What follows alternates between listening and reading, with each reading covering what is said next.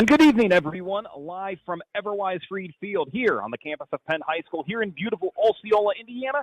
This is Penn Kingsman football here on the Regional Radio Sports Network and on 91.1 FM The Globe. And we welcome you to Week 4 of the Indiana High School football season as the Penn Kingsmen, a 2-1 overall and 1-0 in Northern Indiana Conference play. They host the South Bend Washington Panthers in search for their first win on the season at 0-3 overall and 0-1 in NIC play. Once again, my name is Tanner Camp alongside the team I've been with at this point and hopefully are going to be here for the rest of the regular season and postseason. Matt Lilliard to my left and Matt Compsey to my right as we have returned to Penn High School as we are now about halfway through the regular season here in the Hoosier State. Let's set the stage for you here tonight. The Penn Kingsmen opened up conference play last week by beating the South Bend Riley Wildcats 35-7 over at Jackson Field on the Wildcats homecoming. It was the first time that the two teams have played in a decade, and the win for the Kingsmen made it 4 straight seasons that the Black and Gold have won their Northern Indiana Conference opening game. Meanwhile, on the flip side for the visiting South Bend Washington Panthers, led by ninth-year head coach Jay Johnson and second year in his second stint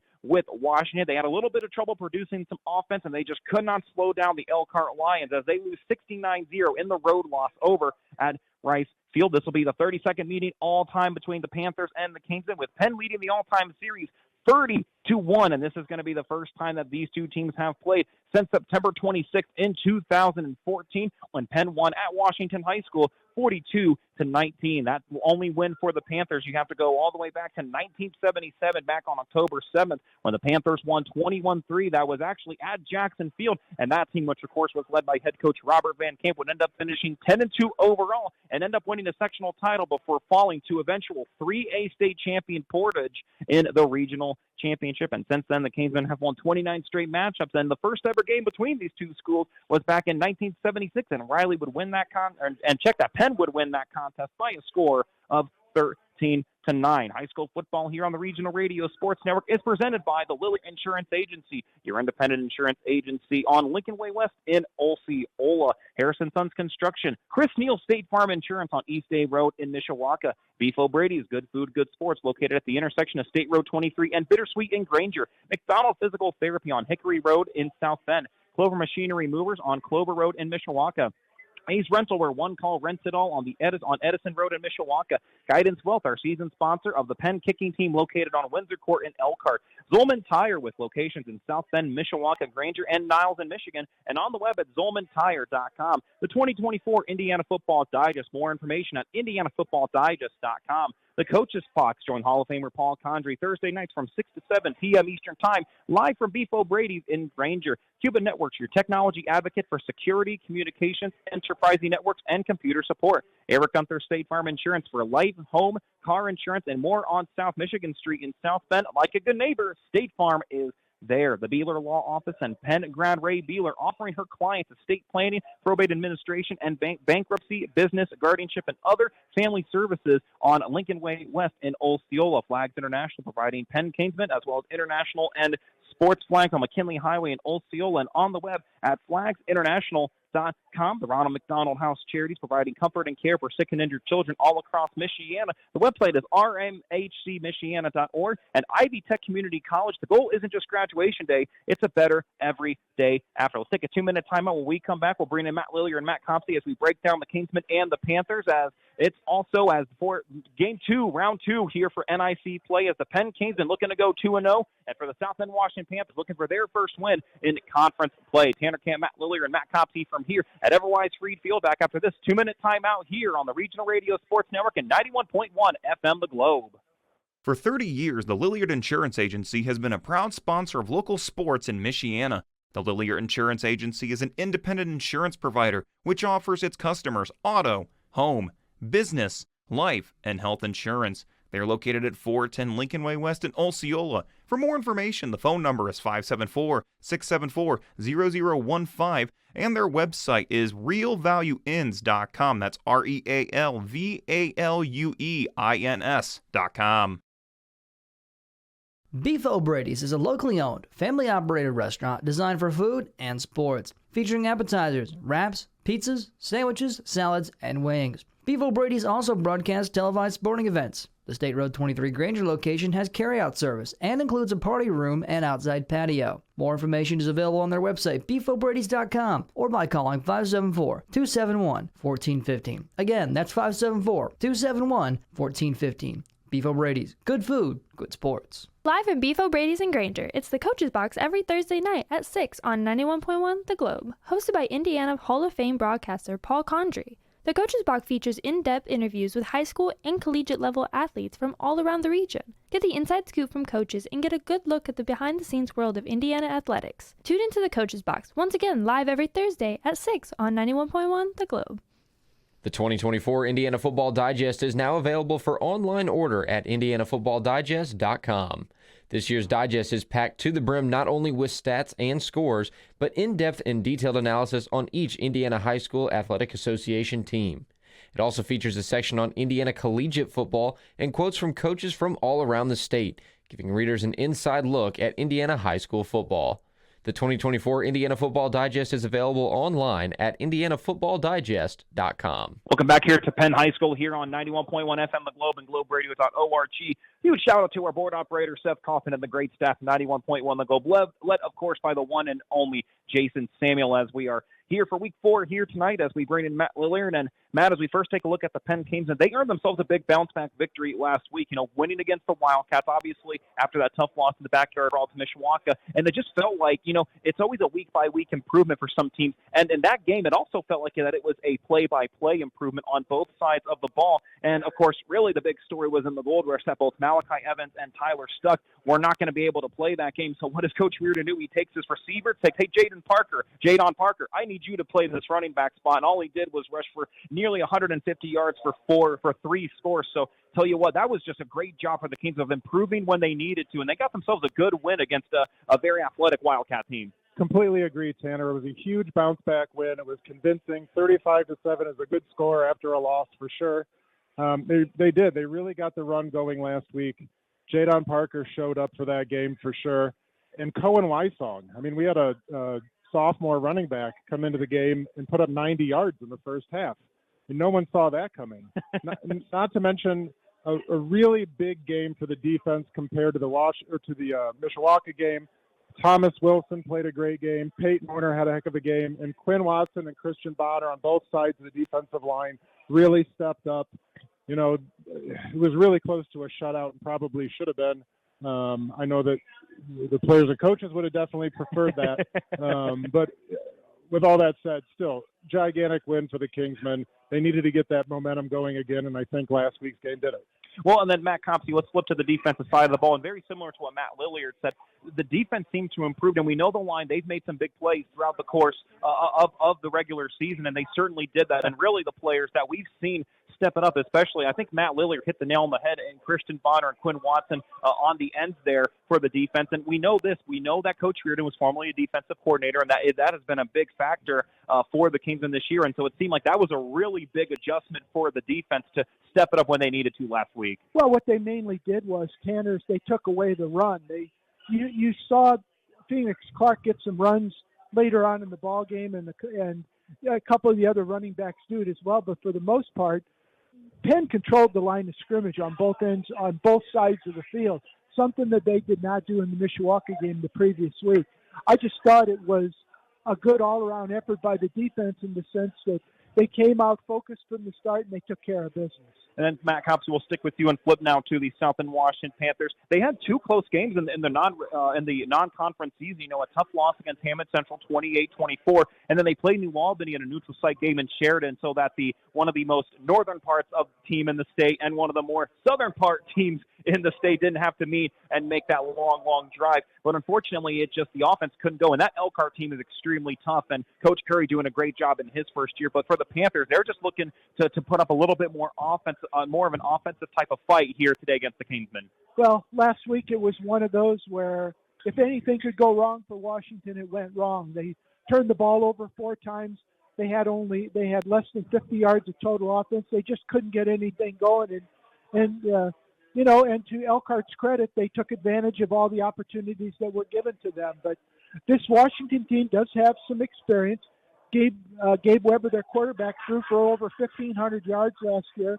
Jaden Lineberry, one of their receiver/runners or athlete or whatever, he has a lot of speed. He can make things happen as well. It's just that Elkhart did a good job of neutralizing both of those guys last week. Then Matt Lillier, and we talked to Jay Johnson. We're going to get ready as soon as we wrap our segment up here. But Coach Jay Johnson, again, this is his second stint. He's been 7 seasons before and now back for a second go-around here. And he made it adamant to us a little bit in the pregame interview that it's all about the athleticism, it's all about the speed. And so for the Panthers, they've got some talented players that we're going to keep an eye on. But like you said, if there's any motivation from last week, it's the fact that this is a team, they played in some close contests against some solid opponents at this point early on. And they're still kind of trying to figure out some pieces. And this is going to be a good test for them to really see if they can make those adjustments again in an in-game situation. Well, Tanner, you start a season 0-3. The coaches are hungry for a win. The players are hungry for a win.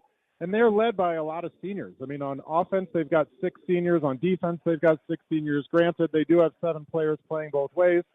And they've got some guys that have put up some stats. Matt mentioned Gabe Weber. Donald Lee from the defensive end spot had 6 sacks last season. Their rover, who I think might have played middle linebacker last year, Jalen Johnson, had 132 tackles and 6 sacks. I mean, you don't get 132 tackles in a season unless you're playing some football, man. So they've got some guys on this team that can play, and they're hungry. That's a bad formula for an opponent. And we're looking forward to this one here tonight. A little bit warmer than we'd like it to, but we're going to be here, play some football. And I had a chance to catch up with Jay Johnson. A little bit of a wind, but for the most part, at this case, Jay Johnson, great to get to catch up with him. I had a chance to catch up with him prior to today's contest and file this report. Impact that you had made just hopeful. Northern Indiana Conference football from here at Freed Field as the South Bend Washington Panthers take on the Penn Kingsmen for the first time in 10 years. Tanner Camp here with Jay Johnson here for the Panthers. And Coach, great to finally get a chance to meet you. Last time out, tough loss against Elkhart, but prior to that, 2 close non-conference games, one against Hammond Central and the other against New Albany. And so there have been some real good spurts for the team at this point into the season and in your second year of your second stint. But what are some of the things that you've liked about your team 3 games in? You know what? We're coming together. We knew from the beginning it'd be a process. We knew from the beginning, like, we have to move the pieces, the new pieces coming in. So, you know, it's good to see things start to take form. I mean, just like everybody else, you know, we're trying to tweak things, we're trying to get things right. But you know, the encouraging part is, like, we've got guys that are truly buying in, and they're starting to commit to the standards that we're setting. And talk a little bit about, obviously, this is not your first go-around. You spent 7 years before taking some time, then coming back. And it made it a big deal when you were back here in your community. I mean, this place has obviously meant something special for Washington. So you talk about that buy-in, and that's an important part, especially for some of these kids. They may have not have been aware of your impact that you had made. Just tell us a little bit about what you've been most pleased with in your second stint back and the things, whether it's with the players, whether the community, about being back here at Washington. You know, it's good to be home. You know, like, the first stint ended, and that was what it was. Great time at Marion. Had an awesome experience coaching college football in Oberlin. You know, I think I come back more rounded with a lot more, you know, knowledge, a lot more experience. So, you know, to be back home and to be back, you know, in the community that I loved since the beginning, and you know, to be back and have them, the excitement and everything that was swirling around that is also great because, you know, apparently they love me too, and that's a good thing. So. When it talks about the coaching impact, obviously people will only look at the 0-3 record, but, you know, by the end of the day, and I love this quote that I've had, it's not just always about the wins and losses, and even the championships. It's all about what the kids are going to do after school. Just tell us a little bit about what kind of impact you want to have on these kids after Washington High School, because that's not just as important, in fact, if not more, not just for that they win, lose, or break any records, but plain and simple that they make a good impact in their respective communities post-high school. Right. I mean, we talk about it all the time. Like, this is more than just football. We're trying to build men in football. I was fortunate to have that when I was in high school, and my coaches did that. And it's my obligation, I think, for my kids to give them that and make sure that they're well-rounded men, not just, you know, decent or pretty good football players. You know, we have to try to be men, fathers, grandfathers, husbands. Like, we have to teach them and give them all the tools to be the best version of themselves every day. You know, the price kind of jumps when you're an adult and get a family. And we talk about that part too. You know, they have to understand that, you know, once you're an adult, like, things change. You know, like, you don't get the warnings, you don't get the slaps on the wrist. You know, those real life happens, and we have to be ready and have to make sure they're prepared for that part of it as well. So. Absolutely. As we take a look at this Penn team tonight, obviously Pete in his first season, they're coming off a nice win against Riley at Jackson Field, and so both teams looking to spark some more momentum as it's nothing but conference play for the rest of the regular season. In order for Washington to get their first win in the 2024 season, what do you have to do to win on the road? I mean, the cliches are always there. I think for us, it's just keeping it simple. We got to play fast. We got to play physical. We got to play disciplined football. Yeah. Once again, great to get to catch up with Jay Johnson in his 9th season with the Panthers, and as I mentioned, his 2nd overall in his 2nd stint with Washington. Right now, he is 27-61, airing his time as a head coach for the Washington Panthers. We'll catch up with Pete Reardon here in just a moment, but then we'll eventually get to our Zolman starting lineups. And as a reminder, 1963, Bud Zolman began working in the tire and automotive service industry. After many years of hard work and dedication, he and his wife, Diane, founded Zolman's Tires in 1978, over 45 years ago, under the leadership of their son, Nate Zolman. Zolman's Best One Tire and Auto now has 8 retail locations and 3 fleet locations, serving you and your family for 3 generations. Zolman's Best One Tire and Auto here. Had a chance to catch up with the first-year head coach for the Black and Gold. Let's talk with Pete Reardon for Penn. Penn High School football here on the Regional Radio Sports Network and 91.1 FM The Globe as the Penn Canesmen back at home as they get ready to take on the South Bend Washington Panthers. Tanner Kemp, great to be here with Pete Reardon here for the Canesmen and coach. Last week, great win for you guys against Riley. Good bounce-back win after the tough loss against Mishawaka. And a lot of good things that I'm sure you were pleased with, both on the offensive and defensive side of the ball. Just your overall thoughts on the win against the Wildcats last week. Well, it's always good to have improvement. That's as a coaching staff you're hoping for to continue to improve from one week to the next. I thought the defense took a nice step up. We got some turnovers, got some key stops, especially after some turnovers and things like that the offense made. So that was a positive. The offense really stepped it up in the second half. I thought they did a much better job in the second half of controlling the line of scrimmage, getting the ground game going, and then mixing in a little play action. So that was a positive.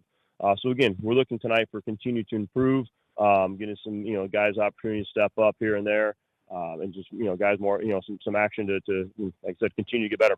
And one guy that we got to talk about that stepped up, Jadon Parker, who's been a receiver, put in that running back slot. And my goodness, especially in the second half of playing over about 140 yards of offense on the ground, including those 3 scores. And it felt like that he just slowly improved throughout the game. And that's those types of improvements that you want from your team, not just during the season, but even in-game adjustments. So tell us a little bit about Jadon's improvements that were a huge reason why the Kingsmen got the win over Riley. Yeah, no, he did a great job. Coach Griman, the running back coach, worked really hard with him this week, and for him, for Jadon, it's a lot of it is game reps. It's one thing to simulate, a look and a play in practice, and then no matter how good our scout teams are, you get into a game, and the defense, the number one defense of the opposing team is just going to be better. So it took a little bit of time for him to adjust, and kind of settled in. But I thought he did a great job adjusting and settling to that, and we really saw that in the second half. Well, and I especially like the defense and what they improved on. Peyton Horner continues to be great in that back spot for you guys, and just especially those middles and the line up front. I mean, Matt Lilley and I talked about it. The line just continues to improve, especially guys like Christian Bonner as well as JT Seeger. Just that entire line up front. Quinn Watson, another one I got to give mention. So just talk a little bit about the Wild Bunch improving when they need to, and they need to get better because that's going to be a big part. I mean, you're a former defensive coordinator, so you know what it takes for them to be successful. Yeah, Coach Madison, Coach Donati, and the defensive line have done a great job. They've been probably our most consistent group so far. And again, as we mentioned before, they continue to improve. A lot of people forget that Quinn Watson missed an entire year of football due to injury. So he's, again, while he's a junior, really is getting sophomore type reps. So we look for, he's got a really high ceiling. Christian just super consistent and just keeps getting better. JT, again, one of those guys that was behind, a lot of seniors last year that's getting an opportunity, and I'm proud that he's stepping up and taking that opportunity. And linebacking core, again, Wilson Thomas is our senior in the middle. That's our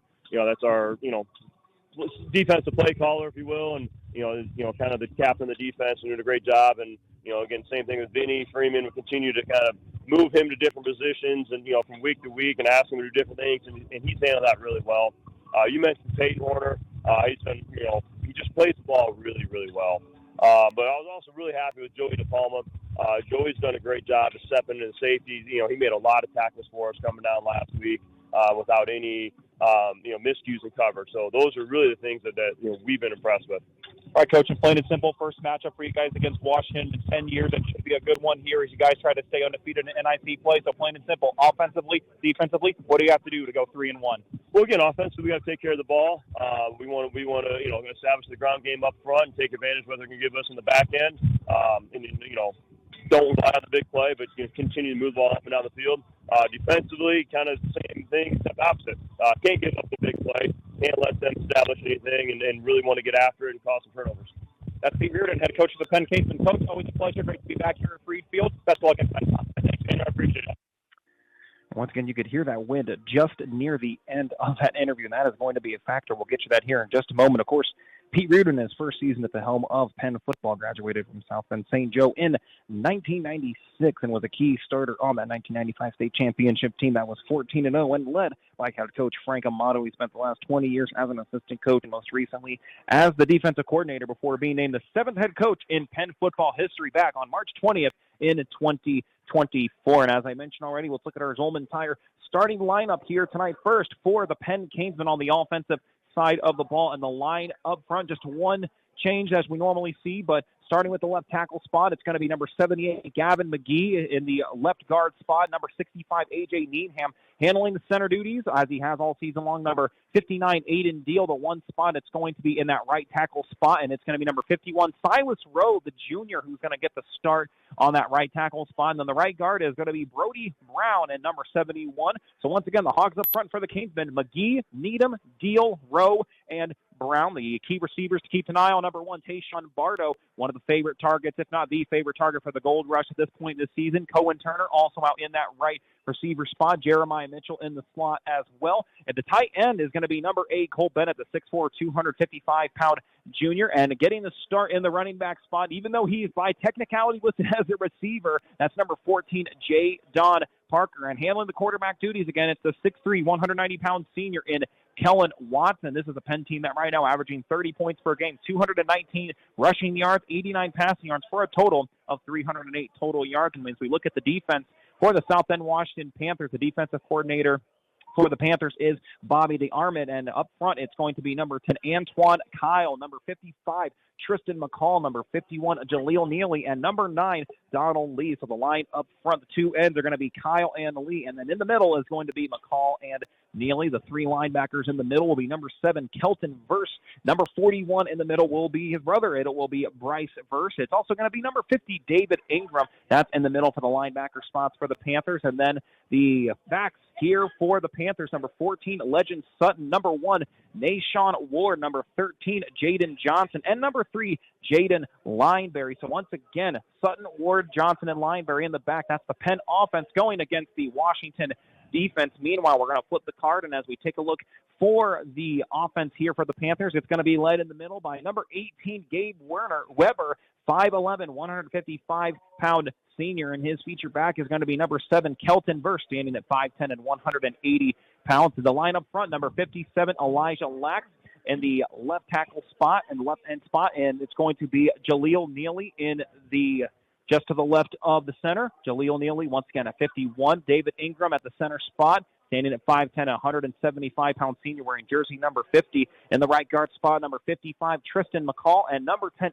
Antoine Kyle, is going to be in the right tackle. So once again, the 2 tackles, and the left tackle Lax, and the right tackle Kyle, in the left guard Neely, in the right guard McNall, with David Ingram at the center spot. The key receivers to keep an eye on here for tonight, number 1, Nashawn Ward, who is getting the start. Jadon Lineberry scheduled to be a receiver, but we've also heard that he might be on the defensive side of the ball, so keep an eye on Lavier Smith, a 6'2", 165-pound senior, and one of the other players in that tight end spot, number 24, Sincere Hopkins, at 5'9", 140 pounds. That's the starting offense for Jay Johnson's Panthers. And meanwhile, the Wild Bunch here for the Penn Canesmen up front. We've seen this line, and they've improved all season long. Number 98, Christian Bonner. Number 53, J.T. Seeger. Number 55, John White. And number 97, Quinn Watson. Once again, Bonner, Seeger, White, and Watson up front for the Wild Bunch defense. And in the middle, it's going to be number 19, Jonathan Searfoss. Number 9, Wilson Thomas. And number 34, Wrigley Hall. Wilson Thomas, second on the team in tackles with 23. And meanwhile, in the back for the Wild Bunch, number 21, Colden Hernandez.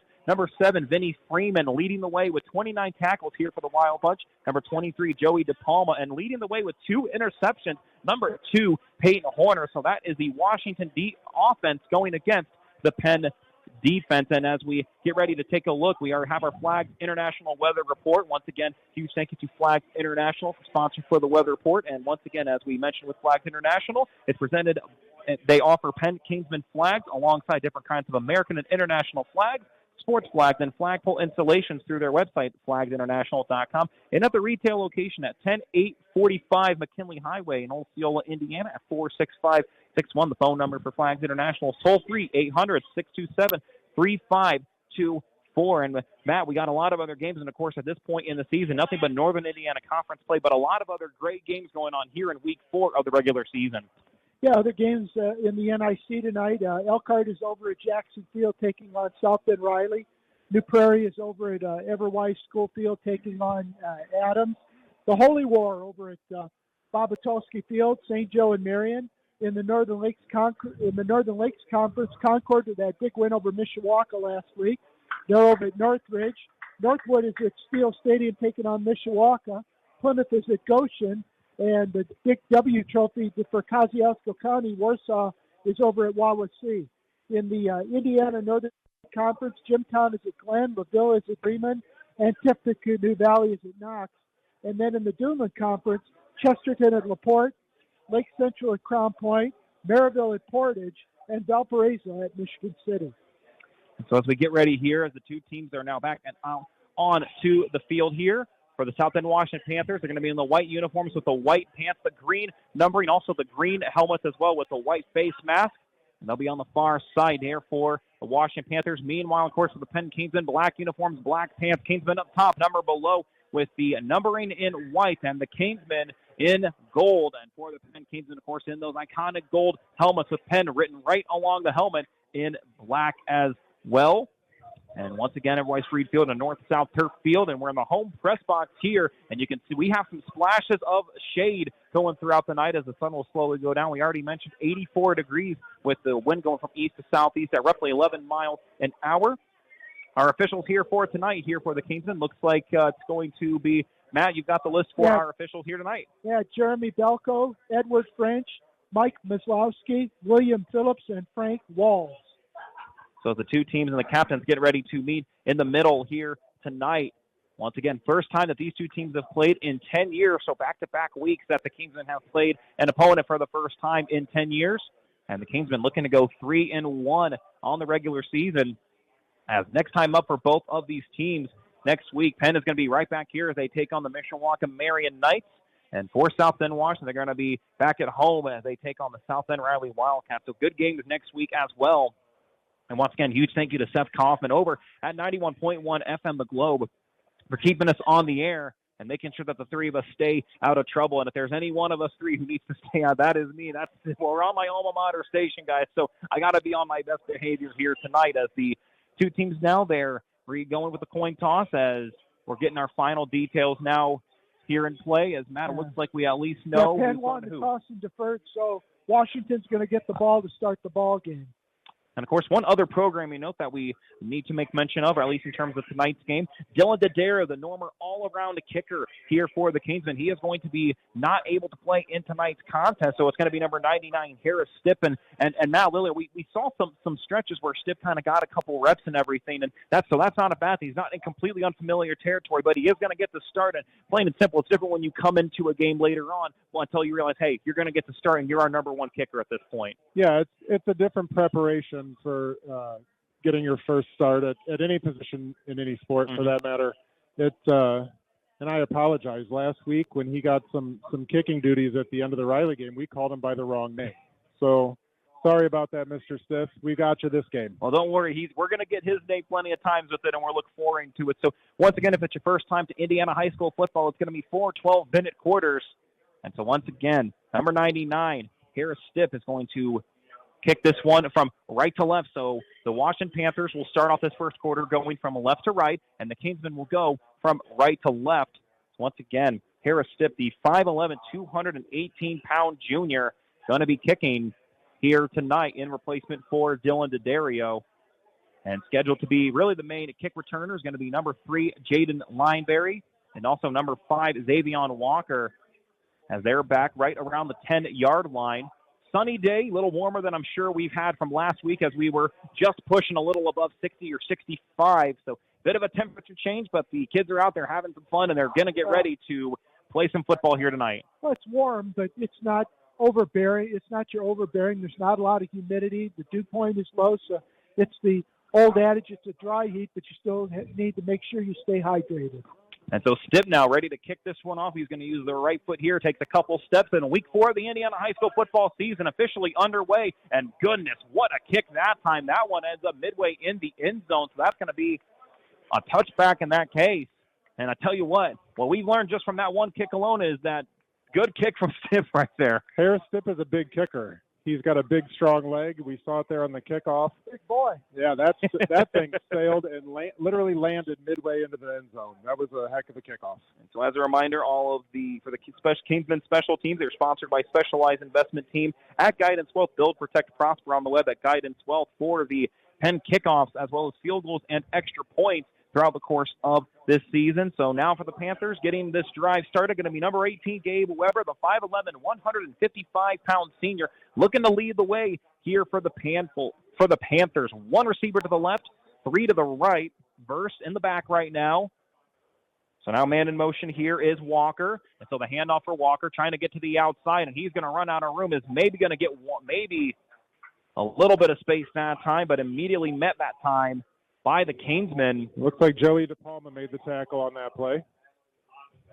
We've seen DePalma really kind of make his way known, especially starting in the back. So that's going to end up being a loss of 5 here for the Panthers after Walker on that initial carry. Yeah, Christian Bonner was immediately in the backfield on that play, and it was really what stalled it from getting upfield and cleaned up by DePalma. 2 receivers to the left, 2 to the right. Man in motion now here for the Panthers, and it looks like there's going to be some laundry out on the field.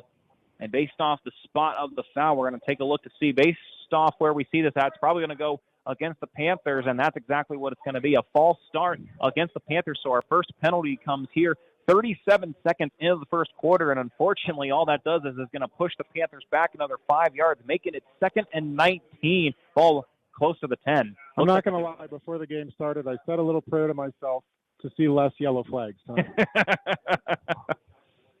One receiver to the left, 3 to the right. Once again, versus the man in the back with Weber. And so Weber on the snap, rolling out to his right, trying to find an opening. He's going to launch this one down, and that ball nearly caught as the look that time looks like was for number 14. That's Legend Sutton. Once again, that's what we expected. So Sutton going to be a receiver as Jaden Lineberry was scheduled, but it looks like Coach Johnson going to have him just play defense. So ball clock stops at 11:04, 3rd and 19, ball at the 11-yard line.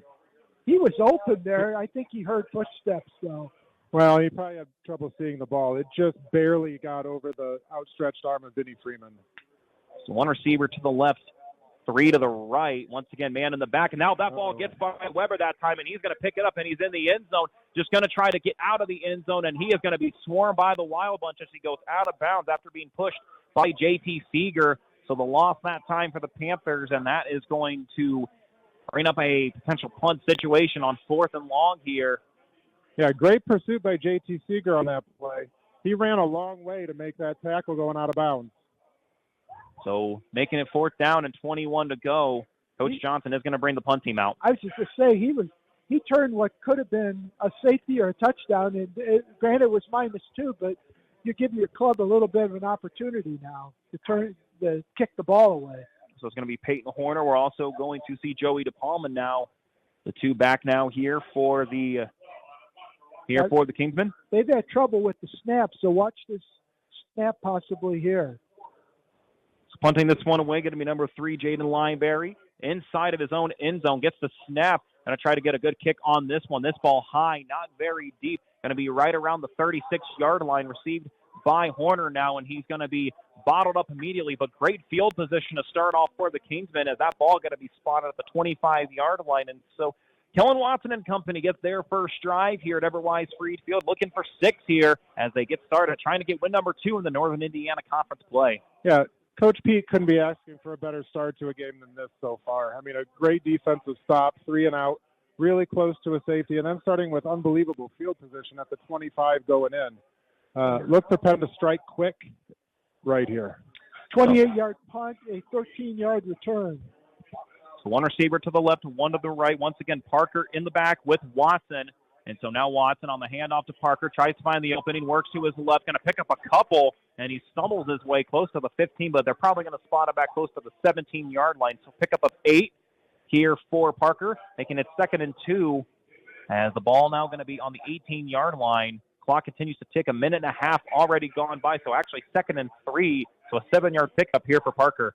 Yeah, good strong run right up the middle of the defense right there. They were kind of bottled up at the middle last week against Riley, but Jadon Parker's getting them started early. 2 to the left, 1 to the right. The handoff for Parker, and it's going to be a keep here for Watson, and not going to get a whole lot there, and he's going to be bundled up front. The lead tackler that time was Jaleel Neely, and so that is going to be a couple on the pickup, maybe a gain of looks like about 2, making it 3rd and 1.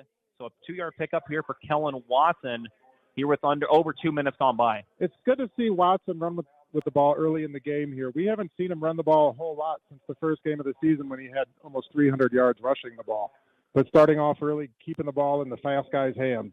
So on the 3rd and 1, they get it to Parker, going to get the first down and looking for more, and he's probably going to be just short of the end zone, but that's going to be a first down for the Kingsmen. As a reminder, all first downs, thanks to Chris Neal at State Farm Insurance with their location at 1602 East State Road in Mishawaka. You can reach them for a quote today at 574-255-2900. So the big pickup for Jadon Parker makes it 1st and goal, ball at the 1-yard line. Kingsmen trying to punch this one home. So now 1 to the left, 1 to the right. Parker in the back with Watson. And the handoff for Parker, and he's going to be eaten up alive. Good tackling right there. It's Bryce Verse who makes the initial tackle. So that's actually going to end up being a loss of 2 here for Parker. Good read that time for the Panther defense. Yeah, a couple of players for Washington that I didn't mention in the pregame, the Verse brothers. Both of them play defense. Both of them had a lot of tackles last year. Look for them to make some plays in this game. So 2nd and goal. Ball now here looks like it's a 2-yard line. Still scoreless between the Kingsmen and the Panthers. Now the handoff for Parker again, and he is going to run his way into the end zone. That's going to be a Penn Kingsman touchdown, and it's Jadon Parker, his 4th rushing touchdown for 2 yards. Makes it 6-0 in favor of Penn with 8:42 left in the first quarter as we await the PAT. Yeah, that was simply dive right, dive left, dive right, dive left, going right down the field. There was only one time that Washington stopped them going right up the middle. Penn must have seen something in game tape coming into this game that they thought the middle of this defense might be a little bit soft. Once again, all of our extra points this season for the Penn Kingsmen, thanks to our friends at Guidance Wealth. Once again, Harris Stipp is going to be handling the kicking duties tonight instead of the usual Dylan DeDario. But Stipp, after that kickoff, we're going to see what his leg can do here tonight, as the holder was going to be number 6, Oliver Broker. And so now it looks like that we've got a penalty, and this time it's going to be against the Panthers. Yeah, I think they tried to draw him off sides. But they didn't even get set before they threw that flag. Now, I think they may have lined up offsides. Now, wonder here, Penn. Now, we've seen in the past Penn come out for 2, but I think they're just going to – I think with Stipp, they want to give him an opportunity to kick tonight. Agreed, Matt, absolutely. So, once again, Broker the holder. The snap, the hold, Stipp, that one is up, and that one is good. So 7-0 in favor of Penn with 8:42 left in this first quarter. We'll be right back after the 60-second timeout for Penn Kingsman football here on 91.1 The Globe and the Regional Radio Sports Network. For 30 years, the Lilliard Insurance Agency has been a proud sponsor of local sports in Michiana. The Lilliard Insurance Agency is an independent insurance provider which offers its customers auto, home, business, life, and health insurance. They are located at 410 Lincoln Way West in Osceola. For more information, the phone number is 574-674-0015, and their website is realvalueins.com. That's REALVALUEINS.com. Beef O'Brady's is a locally owned, family-operated restaurant designed for food and sports, featuring appetizers, wraps, pizzas, sandwiches, salads, and wings. Beef O'Brady's also broadcasts televised sporting events. The State Road 23 Granger location has carryout service and includes a party room and outside patio. More information is available on their website, beefobradys.com, or by calling 574-271-1415. Again, that's 574-271-1415. Beef O'Brady's. Good food, good sports. 7-0 in favor of Penn over South Bend, Washington with 8:42 to go here in the first quarter. Tanner Camp, great to have Matt Copsey to my right and Matt Lilliard to my left. Again, Matt Squared is what I've been calling him all season long. And I'm going to stick with that one until someone says any different. Once again, Stipp kicking from right to left now here. 5 plays, 25 yards, took 2 minutes and 6 seconds off the clock for the Penn touchdown drive. This ball, a little fumbled at first, and the Panthers trying to work some offense here this time. But again, the Penn special teams eating up the receiver that time, and Nashawn Ward alive. And so the Panthers going to start, looks like at the 11-yard line, maybe the 10, depending on the spot of the ball. So Stipp doesn't get that ball quite in the end zone, but still a solid kick for the junior. Looks like they're going to give it at the 14. And you're right. You're right, Matt. So ball's going to be now, looks like right at the, no, looks like they're going to go with the 19-yard line. No, it's the 14. You're right, it is 14. See, this is why we have Matt Compsey here, so he can keep me in line. This is why we've got these two, so they can keep me in line and make sure that I am aware of what's going on. So, once again, Gabe Weber now back out on control. I see a 2 there, and I know that would be 19, and it's 1 yard back. So, one receiver to the left, 3 to the right. Once again, Verse in the back here with Weber. Weber now on the clap, and this ball over snapped inside of the end zone, and I don't know what Weber's going to do this time. He is going to be eaten up alive by the Wild Bunch, and that's going to be a safety. So put 2 points up on the board. So a safety for the Kingsmen, and now makes it 9-0 here, just a couple seconds after the Kingsmen were able to take a 7-0 lead. You know, that was a bad snap that went over the quarterback's head. That's 2 in a row that they've had to start this game. Not a great start for Washington, and that was Wrigley Hall that was there in the end zone to make that safety. Well, we've called Hall's name quite a bit this year. He's been doing great things in the middle in that consistent spot for Pete Reardon's group. And right now, if you're the Kingsmen, you're happy with the defense of not letting anything up at this point. 9-0 the score of 8:29 here in the first quarter. Yeah, Penn's defense runs a 4-man front, and usually that can gobble up 4 to 5 offensive linemen and allows these linebackers to make plays. You know, Wrigley Hall has been great so far this year. Wilson Thomas, Jonathan Searfoss, Kenny Welsh when he's gotten the chance. You know, for an inexperienced group, the last couple of games, they've played really well. So while we got the opportunity, we're going to thank some of our great friends. And Matt Lillard, I think we want to thank our friends over at Cuban Networks. Tonight's broadcast is being underwritten by our friends at Cuban Networks, located at 103 Polk Street in LaPorte. Cuban Networks takes pride in helping keep their customers happy for all their technology needs. More information can be found on their website at cubitnet.com or by phone at 219-369-4357. Regional Radio Sports Network and 91.1 FM The Globe want to thank Clover Machinery Movers, 3521 North Home Street in Mishawaka, for underwriting a portion of tonight's game. Serving the industry since 1948, Clover Machinery Movers is fully equipped and insured for machinery moving, rigging, and hauling. They can move one machine or relocate an entire plant, and they also offer their customers heated storage facilities. Their phone number is 574-255-3195, and they're on the web at clovermachinerymovers.com. Scoreboard update sponsored by the 2024 Indiana Football Digest. Mishawaka 8, Northwood 0, over from Steel Stadium. Looks like we might have one other one, that Matt Lillard. I know that you just got in, and it looks like it's going to be Lafayette Central Catholic in the Knights as they score first against Twin Lakes with 7:35 left in the first quarter, 7-0. That's a good ball game. That's out there. A bit of a side story of that. Kevin O'Shea, Twin Lakes coach, won 6 state championships over at Lafayette Central Catholic. That's pretty good. Sounds like someone else that I think Matt Lillard might know that. He might have coached over here at Penn and everything as well. I've heard Penn won a few championships. I unfortunately wasn't part of any. Well, they have them listed on the bleachers on the other side. But what an honor. And, of course, as we get ready now here after the safety, as a kicked away here from Lineberry, and this ball going to stop just inside of the 40-yard line. It picked up then return, and now there's an opening to the outside and a big hit over on the far side. That's Cohen Turner on the return. The ball that started right around the 37-yard line and now ends up to the left side of the field. And so it looks like they're going to officially spot this right at the 40-yard line. So a great return here for Cohen Turner. Yeah, Cohen Turner was lucky to be stopped on that play. He saw a seam immediately after receiving the ball and took off into another gear that I haven't seen this year so far in a kick returner. Well done, Mr. Cohen Turner.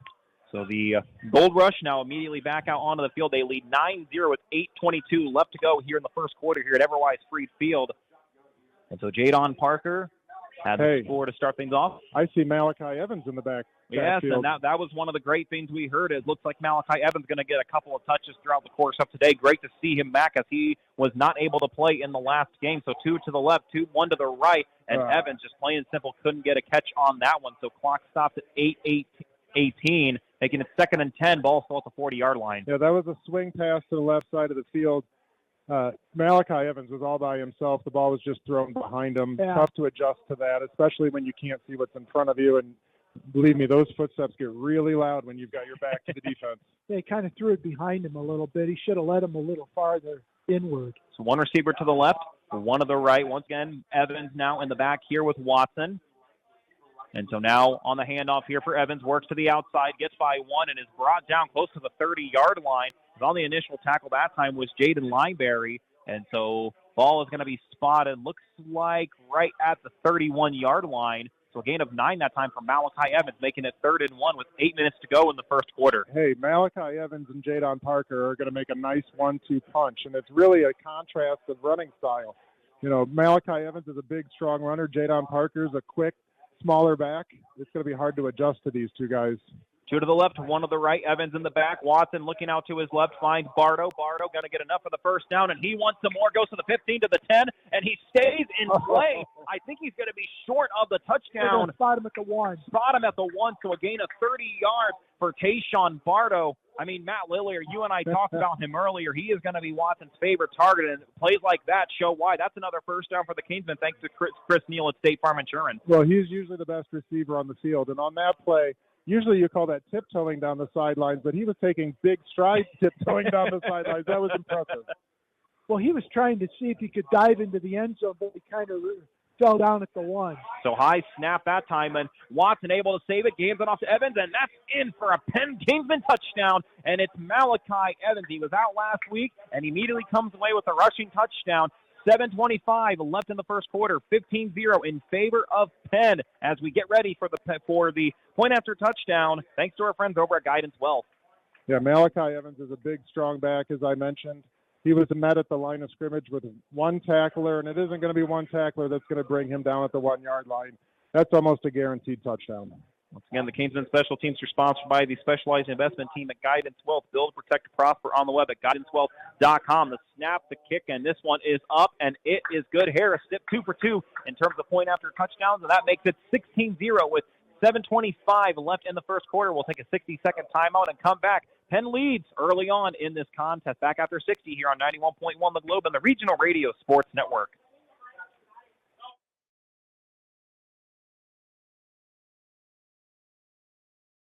For 30 years, the Lilliard Insurance Agency has been a proud sponsor of local sports in Michiana. The Lilliard Insurance Agency is an independent insurance provider which offers its customers auto, home, business, life, and health insurance. They are located at 410 Lincoln Way West in Osceola. For more information, the phone number is 574-674-0015, and their website is realvalueins.com. That's REALVALUEINS.com. Beef O'Brady's is a locally owned, family-operated restaurant designed for food and sports, featuring appetizers, wraps, pizzas, sandwiches, salads, and wings. Beef O'Brady's also broadcasts televised sporting events. The State Road 23 Granger location has carryout service and includes a party room and outside patio. More information is available on their website, beefobradys.com, or by calling 574-271-1415. Again, that's 574-271-1415. Beef O'Brady's. Good food, good sports. 16-0 in favor of Penn with 7:25 left here in the first quarter as Stipp's kick is all the way inside of the 5 and picked up now here for the Panthers. Is on the return that time was Legend Sutton, and he's going to get a pretty solid return that time as that ball going to be right around, looks like the 19-yard line. Maybe looks like 19-yard line. So the Panthers trying to get some offense going here. Here's still plenty of time in this game, but they really just going to come down to can they string together a couple of even short yard plays to try to inch their way down the field. Oh, go ahead, Matt. I was just going to say 4 plays, 40 yards, took 57 seconds off the clock. Yeah, 16-0, 7 minutes and 19 seconds left in the first quarter. Not a great start for South Bend, Washington. So Gabe Weber trying to get the Panthers. Now they're starting at the 19, Tanner. So now that again, this is why we've got Matt in this case. But it's the one receiver to the left. You were foreshadowing. 3 to the right. That's right. And first in the back. And so the handoff now here for the Panthers. And a solid run this time by Tyron Reed. So on the return that time for the 5'10", 180-pound senior on the rush that time. Going to pick up a couple, and it looks like it's going to be 4 yards for Tyron Reed, making it 2nd and 6. Ball now at the 24-yard line with 7 minutes to go. Penn leads 16-0. It's interesting they run a spread offense like this and run the ball as much as they do. That's a challenge for offenses. 2 receivers to the left, 2 to the right. Reed in the back here with Weber. Weber now looking to his left. There's some laundry out onto the field. On the reception was Xavion Walker, but there's going to be a flag, and this one's going to be a false start on the Panthers. That's now their 3rd penalty at this point in the game. So unfortunately, that great pickup that the Panthers had going to now be brought back to 2nd and 11. So now ball back inside of the 20, make market at the 18-yard line. I have to imagine this last week in practice, discipline and penalty avoidance was a big part of the system. Because last week we saw a few. A lot of laundry that was out on the field last week, and 3 penalties now here against the Panthers. Now ball thrown here to the near side, and the reception and immediately brought down that time. On the catch was Legend Sutton, but brought down by Peyton Horner on the outside. So a pickup of 1 on the play, maybe 2 that time here for the Panthers. So 6 and some change left in this first quarter, and Penn leading 16-0. Washington trying to get some offense going here. Ball still right around the 18-yard line. 3 receivers to the left, 1 to the right. Weber now by himself in the back, looking to his left, wants the home run ball, going deep, and that ball intercepted by the Wild Bunch. It's Joey DePalma, and he's to the inside, and he's going to take this one all the way, and it's a pick 6 for the Penn Kingsmen with under 6 minutes to go in the first quarter. Hey, great play by Joey DePalma on that, making the interception, but also excellent play by the defense, blocking for him downfield so he could get into the end zone. Yes. I saw a couple of white shirts on the field getting blocked that were on the ground. It was excellent blocking for defensive players. Absolutely. Nice job, Joey DePalma. His first interception on the year and the first pick 6 here for the Kingsmen and the Wild Bunch. So with 5:59 left in the first quarter, 22-0 Penn. Feeling good on both sides of the football right now. And as a reminder, for all Penn kickoffs, field goals, and extra points, the Kingsmen Special Teams are sponsored by the Specialized Investment Team at Guidance Wealth. Build, protect, prosper on the web at guidancewealth.com. Once again, Harris Stipp getting to handle the kicking duties here tonight. The snap, the hold, the right leg, it's up, and it is offsides. And so there is a foul. Or a penalty flag, so it'll go against Washington. And so it looks like it did go through the uprights. Yeah, there's no reason for Penn to go for 2 here with such a big lead like this. It's good practice for Harris Stipp to get these reps at the kicker spot, and so far he's been great. And Dylan D'Addario is the normal kicker when it comes to punting, kickoffs, and point after touchdowns as well, but Stipp getting the start as D'Addario out for tonight. So Stipp going to try this one again, and second time goes straight through and up. So 5:59 left in the first quarter, 23-0 in favor of Penn. They're feeling good on both sides of the football, and we're going to keep it right here for the time being, and that's going to give us a chance to thank some of our great friends. And Matt Lilliard, that includes over at the Beeler Law Office. Yep, the Beeler Law Office is located at 3430 Bremen Highway in Mishawaka, next to the 331 Meyer store. Attorney Ray Beeler has been practicing law since 2001 and is a 1980 Penn High School graduate. She offers her clients estate planning, including power of attorneys, wills and living wills, probate administration, bankruptcy, business guardianship, and other family law services. The phone number for Beeler Law Office in Mishawaka is 888-633-1361. Regional Radio Sports Network wants to thank the Sharp family and A's Event Rentals, 805 West Edison Road in Mishawaka, for their terrific support of student athletes over the years. Serving the community for 53 years, their phone number is 574-256-1110, and they're on the web at aesrental.com.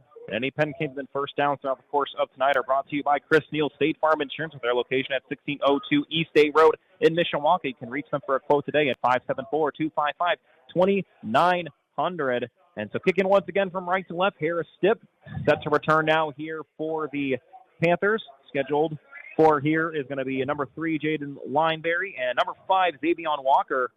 Also back, if the ball goes towards his direction, will be Legend Sutton. So now Stipp, line drive for this one high, this one deep, and this one bounces in, and the Panthers are going to let this one go in the back for the touchback. Smart decision that time by Nashawn Ward. Might as well just get the yardage to start a little up higher. So 23-0 in favor of Penn, and they are just dominating on both sides of the ball here, only halfway through the first quarter. Yep, another good kickoff for Harris Stipp. about as good as you could get. It landed down in the corner of the field and rolled into the end zone. Oh, There's not much they could do with that. It didn't go out of bounds either. No. That's one thing is that because if that would have went out of the end, if that went out of bounds before it hit the end zone, then Washington would have got it at the 35. But now Washington, this is the second time they started at the 20. The other two were at the 14 and the 19. So this is their fourth drive already. And still working on getting their first down. First down. Two receivers to the left. They have minus 17 yards total offense, and you're going to have a legal procedure already. Yeah, Walker was in motion, and it looks like there's going to be the call that Matt had mentioned. So it's going to be a backup this time for the Panthers. Backup of 5 penalties already. First and 15, ball to 15-yard line. 5:59 left here in the first quarter. Penn leading 23-0. 3 receivers to the left, 1 to the right with Walker in motion now. Here's the handoff here for the Panthers. And just maybe a gain of a couple, but the Wild Bunch doing what they do best and swarming anyone that tries to work up top. Once again, Tyron Reed on the carry. And tackled by half the defense, it looked like, on that play. He was met by a host of Kingsmen as soon as he hit the line of scrimmage. Well, that line up front, and Bonner, Seeger, White, and Watson, they've been great all year long, and it feels like they get better and better each and every single week. 2 to the left, 2 to the right. Reed in the back here with Weber. Weber now on the snap, looking now, goes to his right, and that ball, and they're going to say that it is an interception. Peyton Horner. And they are. Peyton Horner, how about his 3rd interception on the year?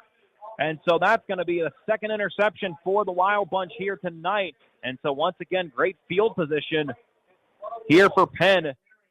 Now it does look like on the far side, though, there was a flag right around the 20-yard line. So we're going to find out what the call is. Right now it was a Peyton Horner interception. Looks like a legal guy downfield, legal receiver.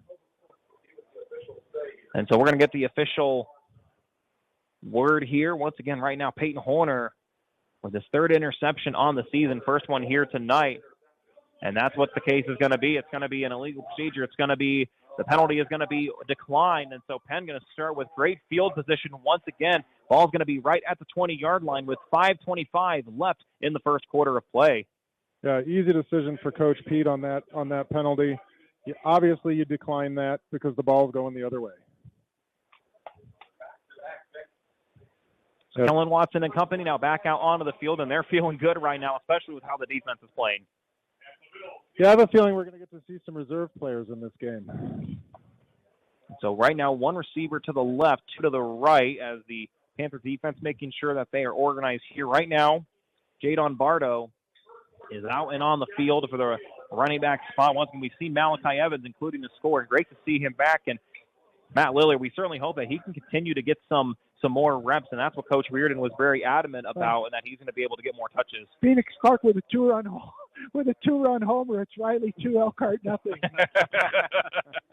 1 receiver to the left, 2 to the right. Parker in the back here with Watson. 5:25 left as Bennett in motion now to the right, and the toss for Bennett just to the outside. Cuts back to his left by 1 defender, and he just muscles his way inside of the 10. That's going to result in another Penn Kingsman first down. Again, all Kingsman first downs brought to you by Chris Neal, State Farm Insurance, with their location at 1602 East Day Road in Mishawaka. You can reach them for a quote today at 574-255-2900. Yeah, we talked about this a little bit before the game. Cole Bennett hasn't been super involved in the passing game a lot so far to start the season.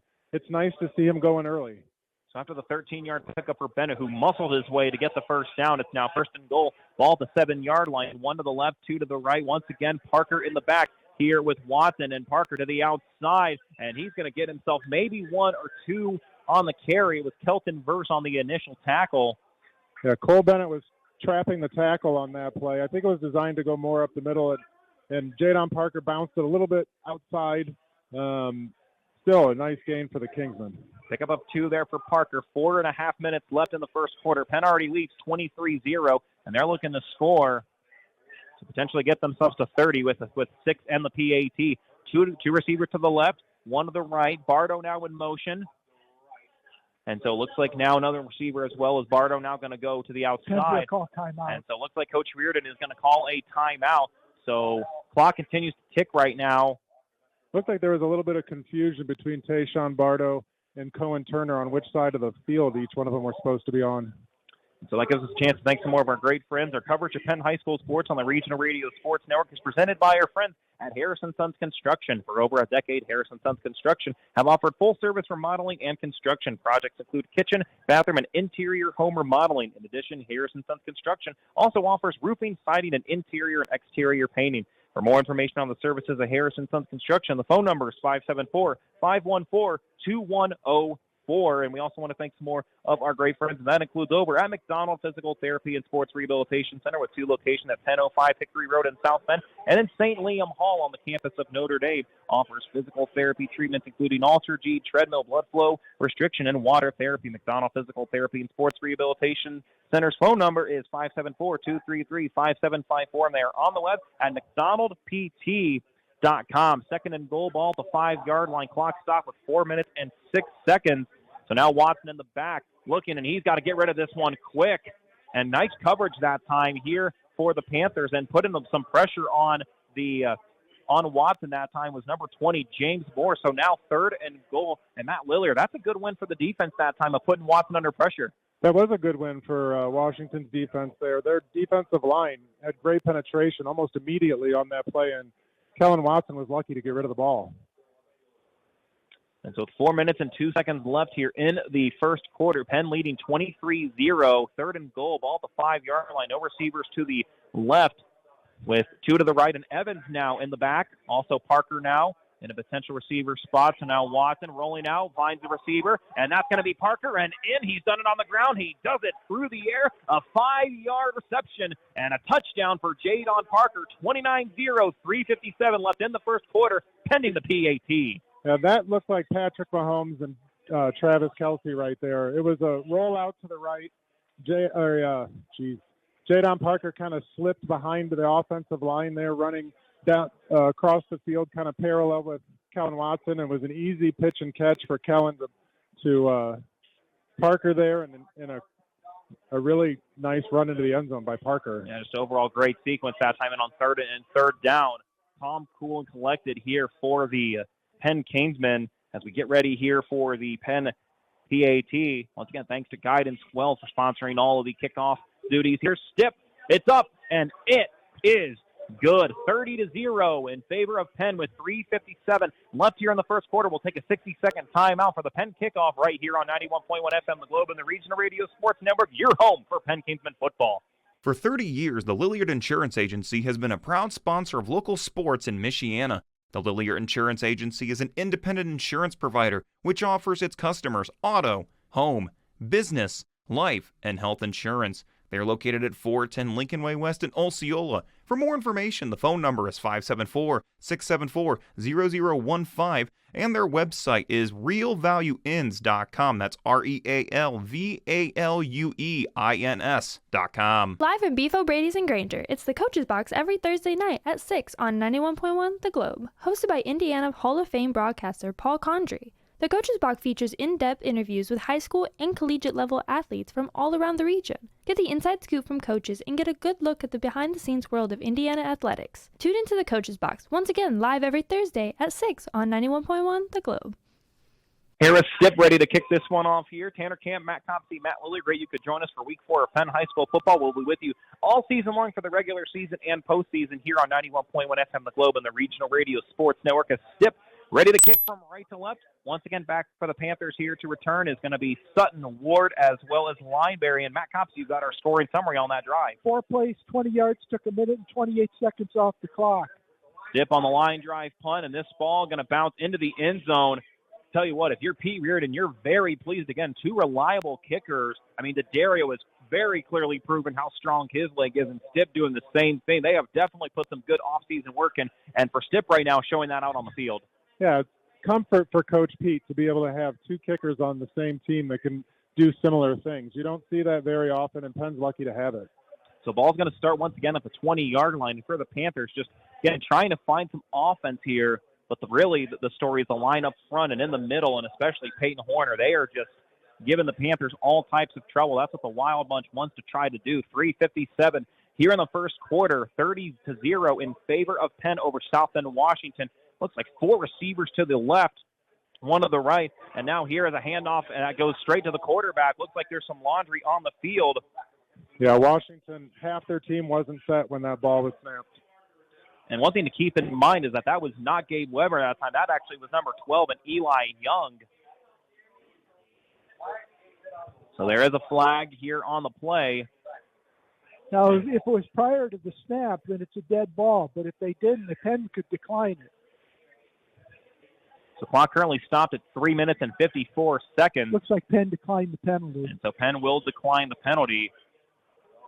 So once again, Penn declines the penalty. So makes it second down. And it looks like that's this ball going to be spotted or at the 16-yard line. So a loss of 4 that time for Eli Young. So 2nd and 14. Here with under 4 minutes to go. 4 receivers to the right, 1 to the left now. Eli Young in the back. Gets the toss now here for Walker. And Walker incomplete and can't make the grab.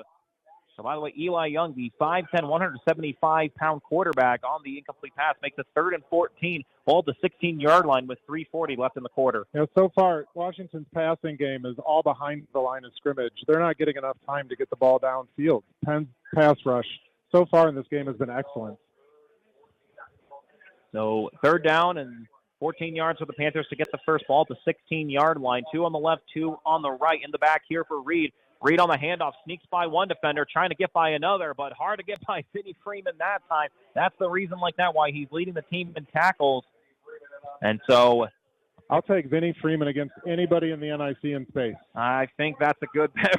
That's a good one right there for you, Matt Lillier. I would agree with you on that one. So pick up that time makes it 4th and 11. Ball to 19-yard line, and the Panthers now going to punt this ball away with a little over 3 minutes left in the first quarter. Set to return here for the Kingsmen is going to be Peyton Horner. Also set is Tayshawn Bartle. These are 2 speedy guys. Yeah, so far this season, special teams for the Kingsmen has been excellent. And so we're going to have a penalty, and it looks like it's going to be against the Panthers. Delay of game. So a delay of game here for Washington. And so with ball at 4th and 11 now currently at the moment. Looks like Penn is going to decline it. Tough schedule for Washington to start the year. Going 0-2 and then having to face a tough Elkhart team and then follow that up with Penn. Yeah, but before the penalty, Washington got the timeout. Yeah, but Matt Lilly, you made a good point with that. I mean, those are some solid teams in Hammond Central as well as New Albany, especially since that game was met in the middle and shared it about 2.5 hours away. So, and then immediately an Elkhart team, immediately as soon as that happened, and Elkhart, they're going to be good this year under Coach Curry. So gives us a chance to thank a couple more of our friends here. Couple of score updates. Yeah, go ahead, Matt. 7-2 Elkhart over Riley and 15-6 Mishawaka over Northwood. Those are compliments of the 2024 Indiana Football Digest that you could get at IndianaFootballDigest.com. And we still have zeros in the Holy War in Mishawaka. We're through quarter 1. Marion 0, St. Joe 0.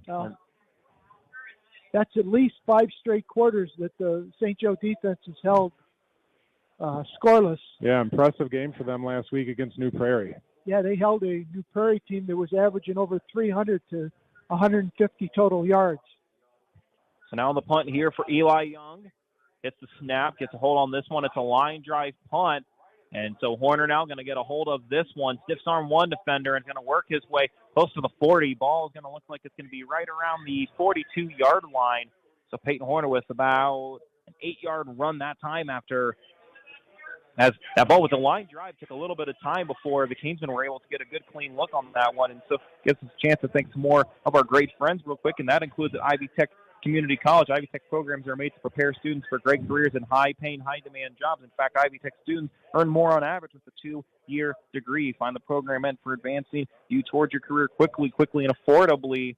Visit ivytech.edu/apply. So ball starts at the 41-yard line. Kingsmen who move from right to left. Watson now once again at the controls here for the Gold Rush. One to the left, one to the right. And so now the handoff here for the Kingsmen to the outside. Still an opening, and on the run that time, that's going to be number 46, Cohen Weissong, a player that I can tell you what, I was impressed when his sophomore in his debut, and really his first Penn debut. Yeah, I think he impressed everyone last week. he wasn't even on the depth chart that we were given before the game. And racking up 90 yards and a half is really impressive for a sophomore running back for sure. And he's going to get 9 that time. So 2nd and 1, ball to 32-yard line with 2 and some change left in the first quarter. 30-0 in favor of Penn. 1 receiver to the left, 2 to the right. Wysung in the back here with Watson. Watson now drops back, and there's going to be a penalty. And I think the Gold Rush, they're going to get the first penalty here for the Kingsmen. But we're going to see what this gets called. But that is, looks like it's in the spot of where we would see that. But let's see what the official call is. There's Laundry on the field. And so it's going to be offsides, and this one will be against the Kingsmen. So that's their first penalty in this game. I have to imagine one of the offensive linemen or receivers was just a little bit too far forward on that play. So now the penalty pushes the Kingsmen back 5. 2nd and 6, ball to 37-yard line here with 2 minutes and change left in the first quarter. 1 receiver to the left, 2 to the right. Wyson in the back here with Watson. Watson on the snap, now back to Wyson, works up the middle, and he's going to try to go for the first down and tackled from behind, that time by Bryce Verse. And so that will be enough for the first down for Cohen Wysung. And so that is pickup for Wyson. And once again, all first downs are brought to you by Chris Neal State Farm Insurance with their location at 1602 East State Road in Mishawaka. You can reach them for a quote today at 574-255-2900. 1 receiver to the left, 2 to the right. Wyson in the back. Now Watson drops back, keeps his eyes up, looking to the right, looking for the end zone. This ball high, this one deep, and it's caught in the end zone. Oh, my goodness. What a catch. But Tayshawn Bardo. Tayshawn Bardo high-pointed that ball right above the defender. What a beautiful catch. It looked like it was a 50-50 ball at best. And he battled up there for it and came down with the ball. Beautiful catch by Tayshawn Bardo. Grab your cameras and tell the director to call action because that was a highlight play right there for Tayshawn Bardo, getting the reception that time. He's had 4 scores coming into today's game, and he's got another one there with 1:24 left in the first quarter, 36-0 in favor of the black and gold. I think that was a simple fly pattern down the far sideline, and, man, that ball was in the air. It looked like it was a good 20, 30 yards in the air and dropped right down where it needed to be into Bardo's hands. And that was not an easy play. I mean, he was covered up nicely by Lineberry. That was just Bardo doing his thing. So Stipp after the low snap, this ball high, this ball deep, and once again, this one is good. 37-0 in favor of the Kingsmen. They're feeling good, and they're rolling on through here in the opening quarter, here with 1:24 left in the first quarter. We'll be back after a 60-second timeout from Everwise Freed Field here for Penn Kingsmen football on 91.1 FM The Globe and the Regional Radio Sports Network. The 2024 Indiana Football Digest is now available for online order at indianafootballdigest.com. This year's digest is packed to the brim not only with stats and scores, but in-depth and detailed analysis on each Indiana High School Athletic Association team. It also features a section on Indiana collegiate football and quotes from coaches from all around the state, giving readers an inside look at Indiana high school football. The 2024 Indiana Football Digest is available online at indianafootballdigest.com. Live in Beef O'Brady's and Granger, it's the Coach's Box every Thursday night at 6 on 91.1 The Globe, hosted by Indiana Hall of Fame broadcaster Paul Condry. The Coach's Box features in-depth interviews with high school and collegiate level athletes from all around the region. Get the inside scoop from coaches and get a good look at the behind-the-scenes world of Indiana athletics. Tune into the Coach's Box, once again live every Thursday at 6 on 91.1 The Globe. 37-0 in favor of Penn here with 1:24. They continue their offensive stretch. They scored 35 in 4 quarters last week. They scored 37 here with under 12 minutes here at Freed Field as Stipp once again going to go from right to left. Back to return now here for the Panthers. Another line drive kick, and this ball going to go right into the hands this time here for the Panthers. And it's Walker on the reception, and he's going to work himself about to the 23-24 yard line, but there is going to be a penalty. So we'll see if that pushes the Panthers up or back. So the spot of the foul is right at the 30-yard line. And so we take a look at the foul. We have a discussion from our officials here tonight with, again, 1:20 left in the first quarter. Penn flexing their muscles early, and it's going to be holding on Washington. So Washington on the hold. So after a solid return that time here for Xavion Walker, that's going to push the Panthers back. And the Wild Bunch right now playing some good defense here and just picking up right where they left off last week after holding the Wildcats to 7 and realistically scoreless for a majority of that game. How many penalties are we up to, Matt, for Washington? That is their 6th. 6 for 27 yards. 2 receivers to the left, 2 to the right. Once again, Eli Young now in the quarterback spot with Tyron Reed in the back. Walker in motion, and there's going to be a penalty, and I think that's going to be a penalty against the Panthers, as Matt alluded to. And so clock did not move at any point as the call was right before the snap. So ball start here against the Panthers, and it makes it 1st and 15. Ball now going to be at the 9-yard line here with 1 minute and 20 seconds left in the first quarter. I think after last week, Penn is just thrilled these penalties aren't going against them. Well, they had 10 last week, with just 1 so far.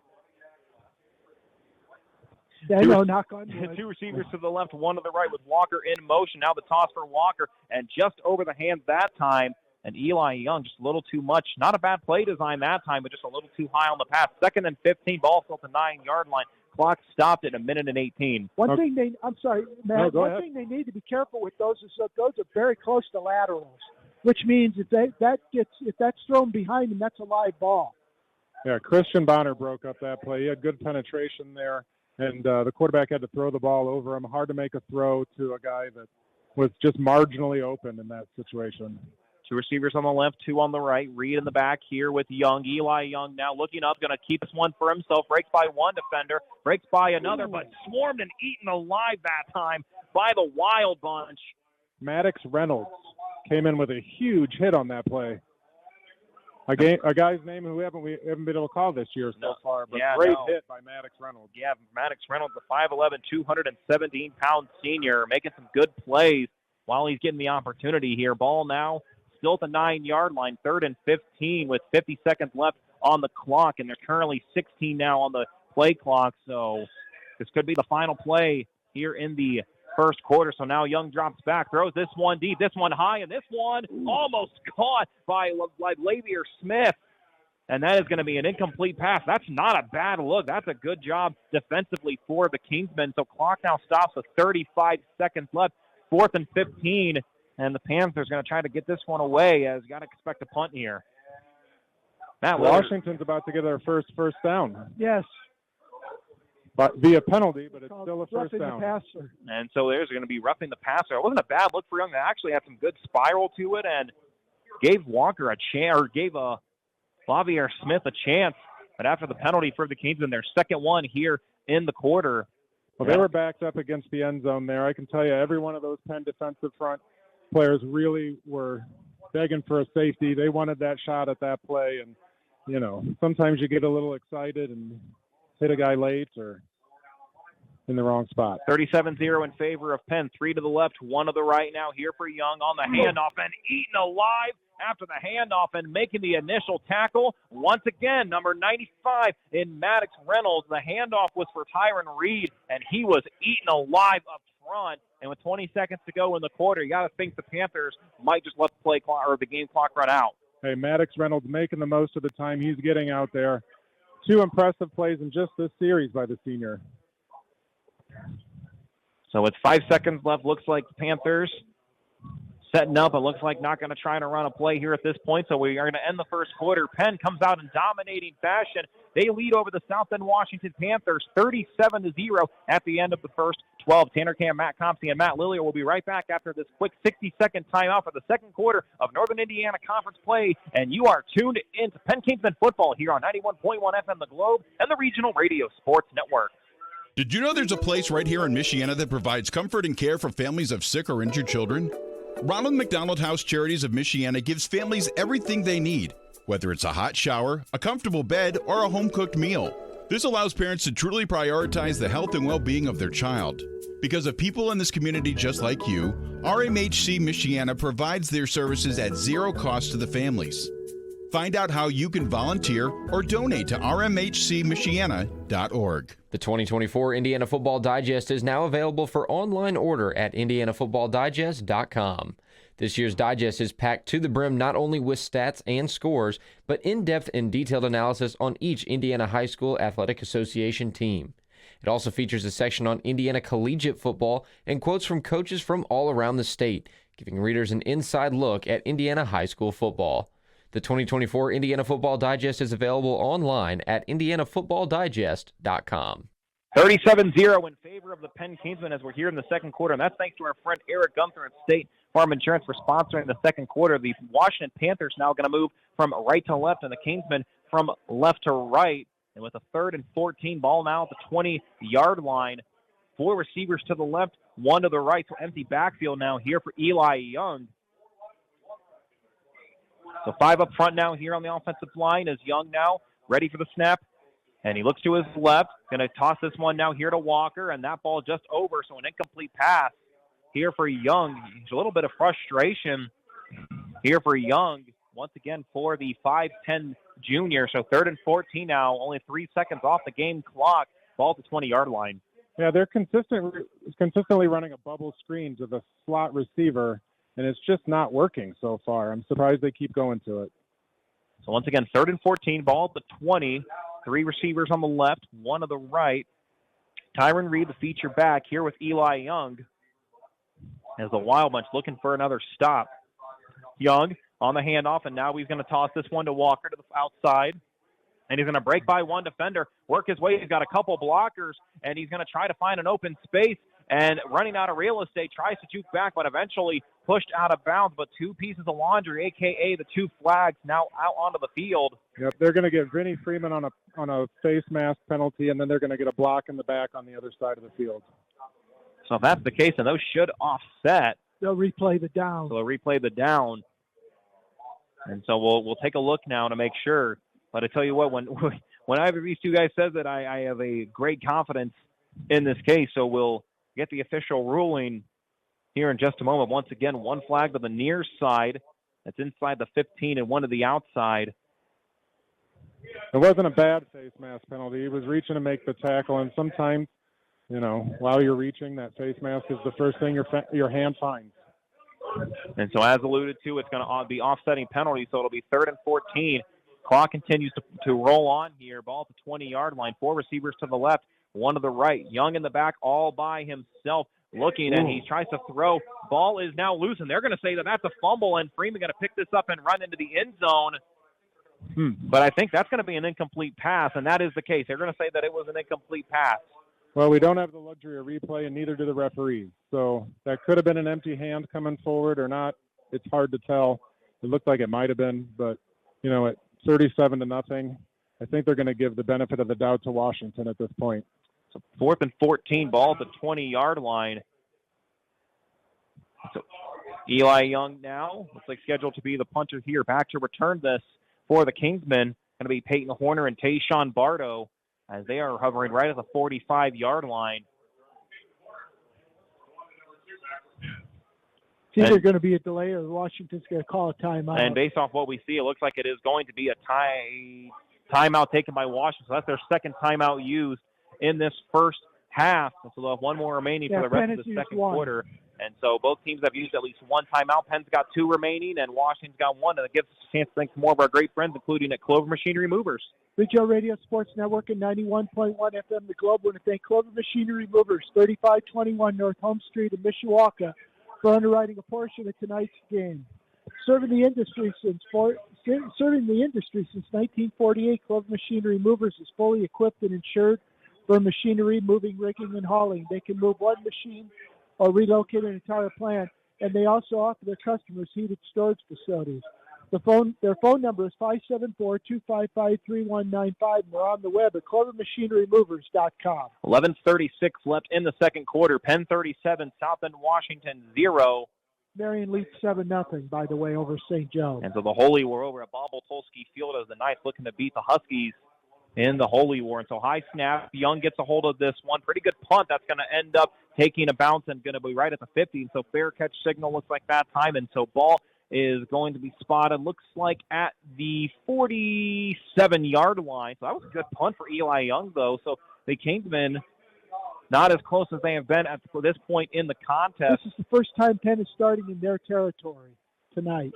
So on the Penn 47-yard line with 11:24 left in the second quarter, 10:37, South Bend, Washington 0. Once again, our second quarter. Thanks to our great friend Eric Gunther, State Farm Insurance. By the way, don't forget that at halftime, we're going to talk to Ethan Good, a member of the high school boys basketball team, here for the halftime show. Had the blessing to get to work a couple of his games, of course, under the leadership of Barrett Coleman, who's done a phenomenal job for the Kingsman boys basketball team.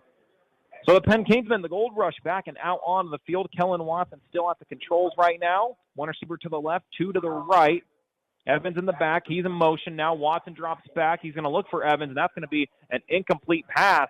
Heavy pressure on Watson that time, and putting the pressure, looks like that was number 10 in that case. And if that's the case, that is going to be Antoine Kyle, the senior, standing at 6'2", 225. Yeah, if we said there was a strength to this defense for South Bend, Washington, it's their defensive front. They've got some big, strong guys up front. Penn's offensive line on pass pro is struggling to handle them right now. Two receivers to the left, one to the right. Evans in the back here with Watson with 11:19 left here in the second quarter. High snap. Watson on the handoff to Evans. He looks up, and he's got some space in front of him, and he is going to fall just inside of the 30-yard line. So a big pickup there for Malachi Evans, and great to see him back out and onto the field. And so that is going to be a pickup of, looks like, I think it's going to be about 23 yards. I think that's his longest run of the season so far. Great scamper by Malachi Evans. It's nice to see him back on the field. So first down for the Kingsmen. Remember, tonight's Kingsmen first downs are brought to you by Chris Neal of State Farm Insurance with their location at 1602 East State Road in Mishawaka. You can reach them for a quote today at 574-255-2900. So the first down from Evans. Make the 1st and 10, and now it's going to be Jadon Parker. Works to the outside. He's got some space in front. A couple blockers. Works towards the middle again. Still on his feet, trying to get to the end zone, and he's going to fall just short. But Jadon Parker goes from wide receiver to running back, and he's going to pick up another first down for the Kingsmen. Once again, thanks to Chris Neal at State Farm Insurance. We're all Kingsmen first down. So 1st and goal, Jadon Parker, pretty fast. Yeah, that was a dive play up the middle. He met the linebacker in the second level, juked him, went outside, and a really nice run to the left side of the field. He almost scored on that play. 27-yard pickup that time here for Jadon Parker. One receiver to the left, one to the right. Parker now in the back again. The handoff. Parker looks for the end zone. He's going to fall on through and put up 6 more. That's a touchdown for the Kingsmen as Jadon Parker on the 3-yard scamper makes it 43-0 pending the PAT. Jadon Parker, now at this point, you can call him a dual threat option here for the Kingsmen based off how he's played. Yeah, I mentioned this offensive front was struggling to handle Washington's defensive line on pass protection, but they are having no trouble in their run blocking. They are opening some holes for these two running backs. Like I said, a really nice 1-2 punch between Malachi Evans and Jadon Parker. So with a 43-0 with 10:20 left here in the second quarter, we're going to see Harris Stipp again. Those who are just tuning in, Dylan DeDario unavailable here for tonight. But Stipp, he's going to get this one up, and it is going to be through. He's perfect from the PAT department, making it 44-0 with 10:20 left in the second quarter. Tanner Cam, Matt Lillier, and Matt Copsey back after the 60-second timeout here on 91.1 FM The Globe and the Regional Radio Sports Network. The 2024 Indiana Football Digest is now available for online order at indianafootballdigest.com. This year's digest is packed to the brim not only with stats and scores, but in-depth and detailed analysis on each Indiana High School Athletic Association team.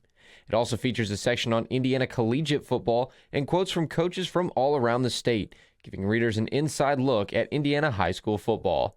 The 2024 Indiana Football Digest is available online at indianafootballdigest.com. Did you know there's a place right here in Michiana that provides comfort and care for families of sick or injured children?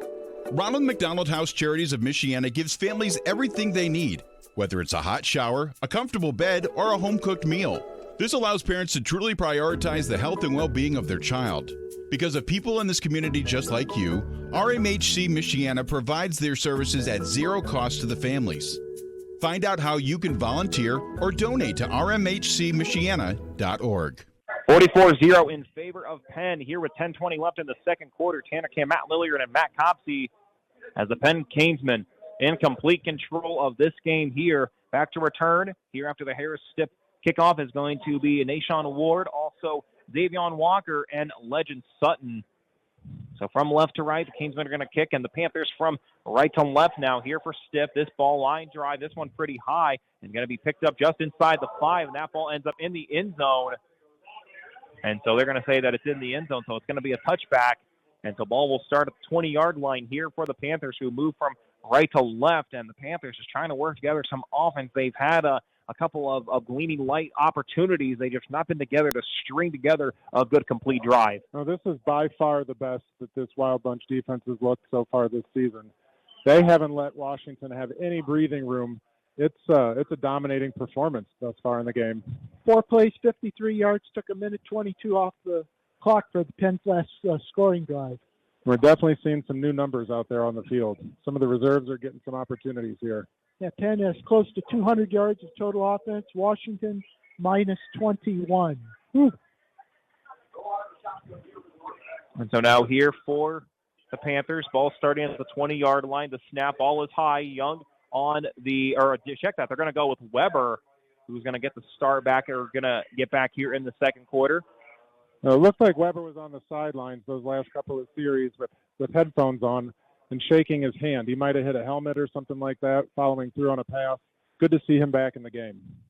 So it's going to be Tyron Reed on the run that time, and looks like for no gain. So over 2 minutes gone by here in the second quarter. So 2nd and 10, ball at the 20-yard line still. Penn up big, 44-0 here on their home field here at Everwise Freed Field. So one receiver to the right, 2 to the left. Now the handoff here for Reed. Tries to work to the outside, but the speed of the line up front. And right now the Wild Bunch defense is playing to their strength. Looks like Kenny Welsh made the tackle on that play. Kenny Welsh, the 5'10 junior, 12 tackles coming into tonight's contest, and a couple guys who are on the bench that, quite frankly, could probably start just about anywhere else in this part of the state with 9:20 and the clock continuing to tick. 3rd and 10.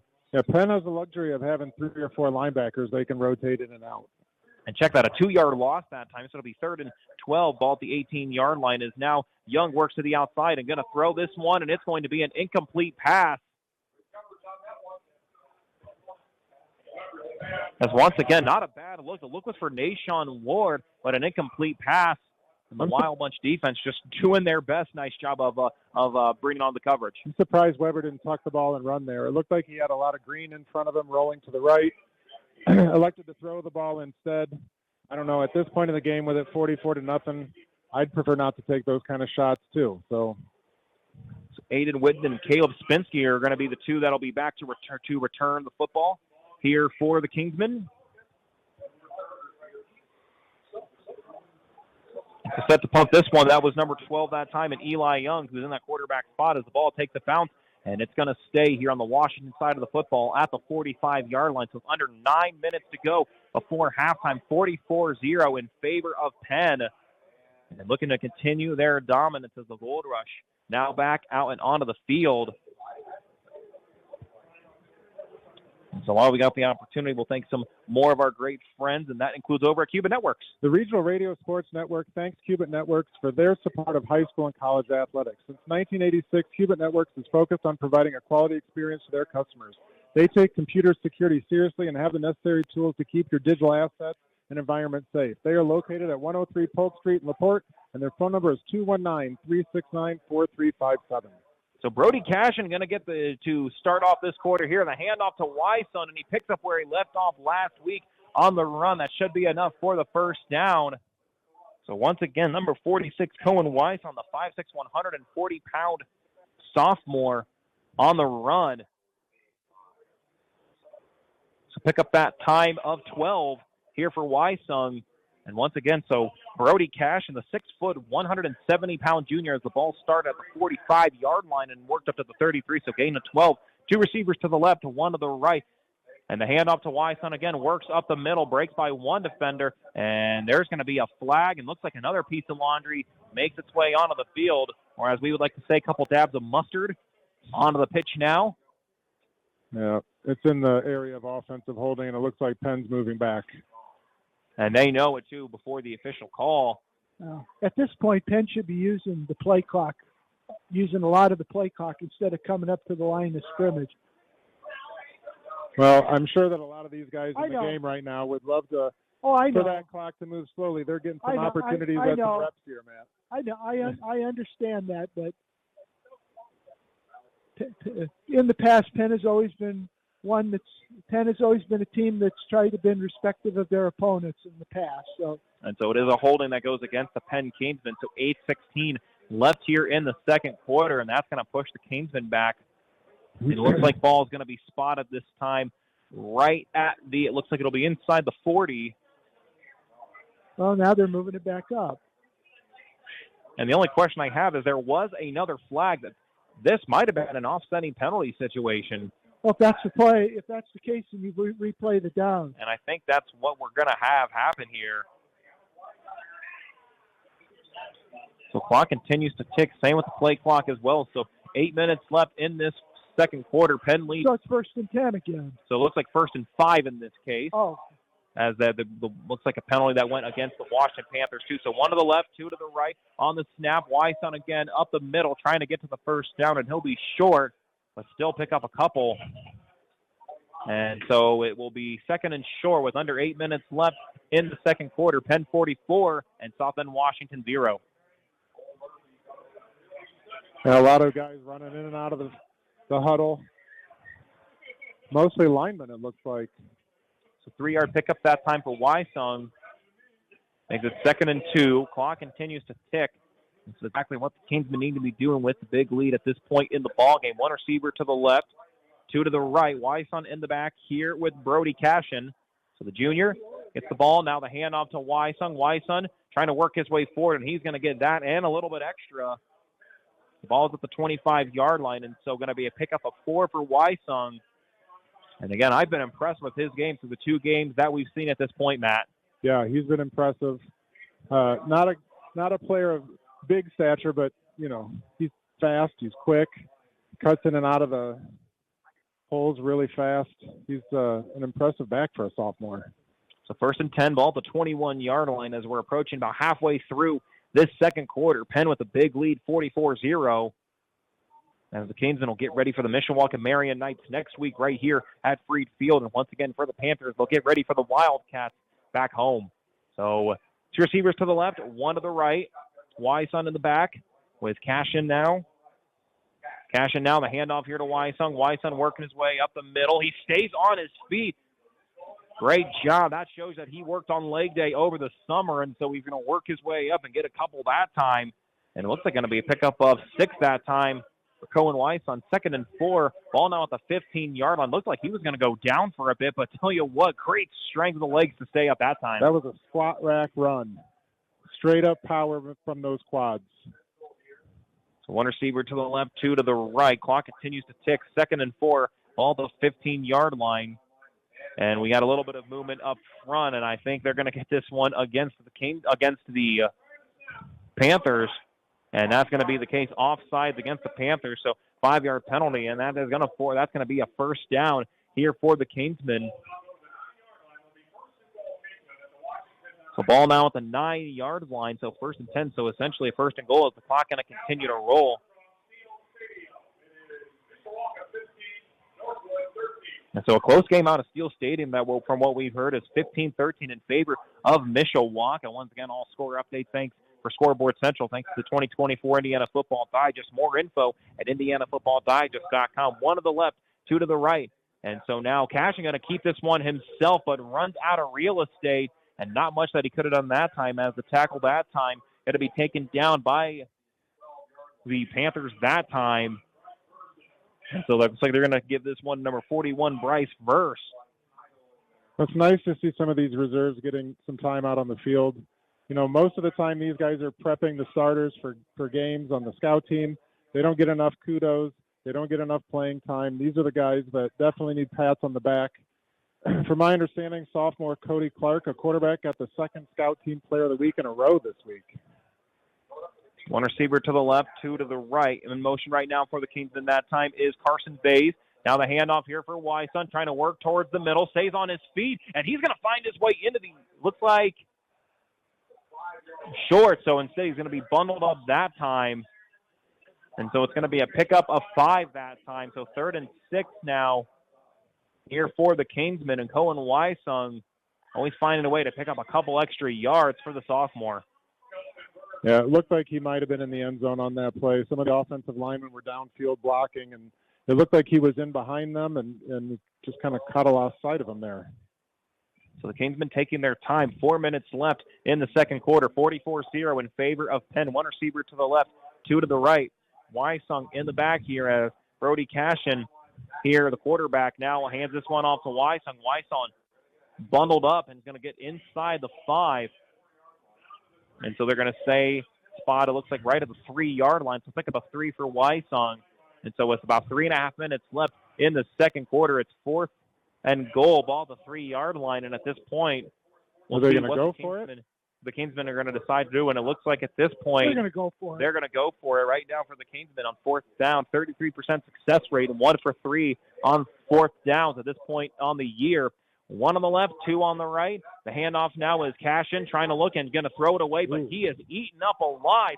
Making the tackle that time was Kelton Verso. The incomplete pass, so an unsuccessful 4th down attempt here for the Panthers. Good pressure that time by the 5'10 senior. So with 3 minutes and 13 seconds left before halftime, 44-0. Penn still in front, but a good stop that time defensively for Washington. Yeah, if Washington's defense is doing anything really well tonight, it's rushing the passer. They're not getting a lot of opportunities at it, but the couple of times they've had a chance to get after the quarterback, they have.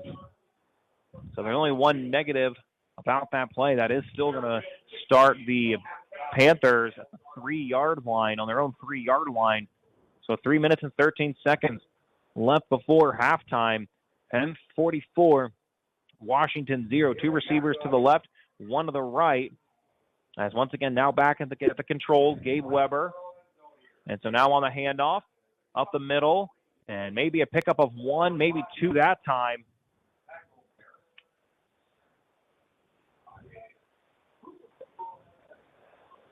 As on the handoff that time, it was number 2 here for the Panthers. It was Tyron Reed. So Reed on the 2-yard gain makes it 2nd and 7, ball at the 5-yard line, and under 3 minutes left here in the second quarter. 2 receivers to the right, 1 to the left. Weber in the back, Reed also right behind Weber this time. And so now Weber on the handoff here for Reed, and he is eaten alive. That is darn close to a safety. And it looks like they're going to stay right at the 1-yard line. And so that's going to end up being a loss of 4 that time here for Tyron Reed. Makes a 3rd and 11 here with 2 and some change left in the second quarter. And again, Penn leading 44-0. They lead the all-time series 30-1 and have won the last 29 meetings in a series. First time these two teams have played since September of 2014. I feel like those are the Dieter days, weren't they, for Washington? No, Dieter was gone by then. Okay. And so now the look up front as the Panthers just trying to avoid the safety in this case. Dieter graduated in 2012. Okay. I wasn't too far off. Man. No. I knew if anybody knew, it'd be you, though. That's what we've learned when we're with him, is that if you have a question about anything, whether for Penn or in this case for anyone, Matt Copsey's the guy. It just goes to show you I've been around for a long time. That's all it is. So after the Panthers avoid getting another safety that time, it's going to be a 4th and long, and it's going to be a punt this time here for Eli Young as the clock continues to roll with about 70 seconds left here in the second quarter. And so the snap now is Young trying to get this one. This ball is high, and this one not going very far as the ball takes a bounce and going to roll. Get a couple extra yards this time, and we'll get stopped right at the 32-yard line with 55 seconds left. We'll see how Penn decides to play this one, but based off the score, you got to wonder how Penn, we'll see how they decide to play this one with being up big already at this point in the game. Well, so far since it's been 44-0, it's been dive right, dive left, and then one pass play down there on 4th and goal. I have to imagine Penn's going to go with something similar. But again, it's great to see some of these reserves out there on the field. Normally they're only getting to play against each other through the week, and they're getting to hit some of the guys with opposing colors tonight. You'll see Cohen Wysong run the ball here.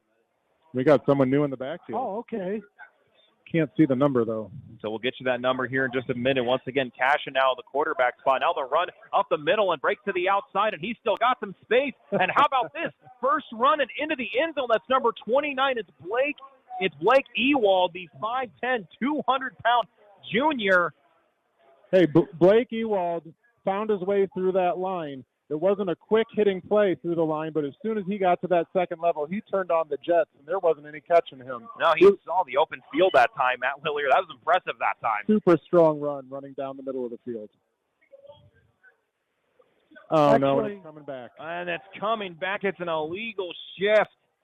Oh, my goodness. Tell you what, if there's any glimmer of light that time, though, Ewald still had an excellent run that time. No, that was good. And somebody's out there apologizing to him right now. If it wasn't him that committed that penalty, that's for sure. He hasn't gotten a lot of carries this year, and that was a great one, and it's too bad it was called back. That's going to be 1st and 15 at the 37. So give him the ball again. So 47.3 seconds left here in the second quarter. Penn leads 44-0 after the penalty for the Kingsmen pushes the Kingsmen now back to the 37-yard line. One receiver to the left, one to the right. Now Ewald going to get the handoff again, works to the outside, stumbles a bit, was tripped up by the Panthers. So the ball's now going to be spotted, looks like at the 34-yard line. So gain of 3 that time. And based off the clock, the Kingsmen could have one final play. Yeah, they're going to have to run one more. It looks like it's fractions of a second between the play clock and the actual game clock. And so as the clock continues to go, Penn again just going to run one final play, 2nd and 15. And so as the Kingsmen just let the clock roll until they absolutely have to. They may not even run one here. Yeah, I think they may just let this one run as it does favor the play clock. And so that's going to be it. And so they are going to let the clock run. And so we are going to head to halftime as the Penn Kingsmen up big already after 2 quarters of play after the first half. After 2 quarters of play, the Penn Kingsmen lead over the South Bend Washington Panthers by a score of 44-0. Tanner Camp, Matt Compsey, and Matt Lear. When we come back, we'll get ready for our halftime show. We're going to have our special guest. It's going to be Ethan Good, a member of the boys basketball team for the Penn Kingsmen, and we'll have him on right after this 2-minute timeout. You are listening to Penn Kingsmen football right here on 91.1 FM The Globe and the Regional Radio Sports Network. For 30 years, the Lilliard Insurance Agency has been a proud sponsor of local sports in Michiana.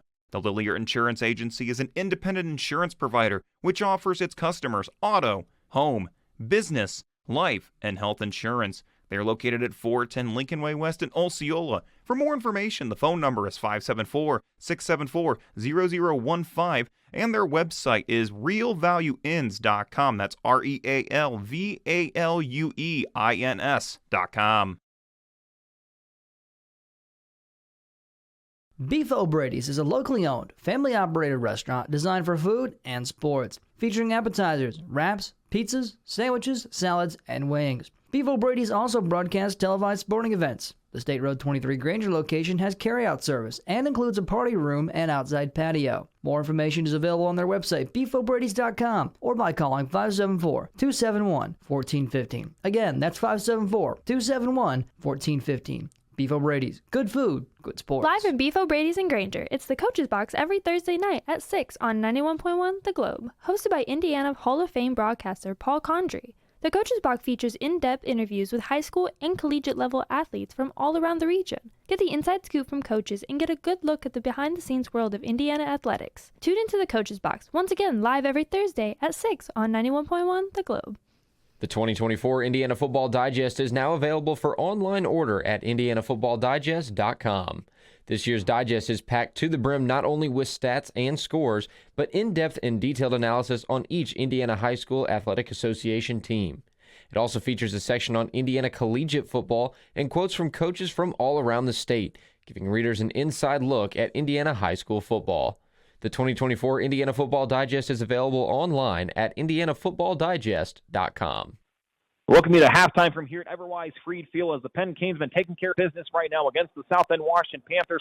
44-0 after first 2 quarters of play. My name is Tanner Camp alongside my team of Matt Lilliard and Matt Compsey. An absolute privilege right now as I get to have join me to my left here a member of the Penn High School boys basketball team, and that's Ethan Good. I've had the privilege to know Ethan over his time when he started out, also as a member of the JV team, and now a big part of Barrett Kuhlman's team. And Ethan, great to have you here with us at halftime. And so I want you to talk a little bit about you're in your season, you're in your final year. year. You've had two coaches now yet, obviously with Coach Rose that you got to work with, one of the best that's ever come across the state in that regard of the head coaching spot. Now you have a new coach with Barrett Kuhlman, and I know sometimes it can always be different to switch from one coach to the other, but Barrett is someone who has had a lot of experience before. He knows what it takes to bring a good, successful culture. Just what are your overall thoughts with Coach Kuhlman and what he's done, whether not just in terms of the coaching perspective, but also in terms of what he's done for you as an individual person?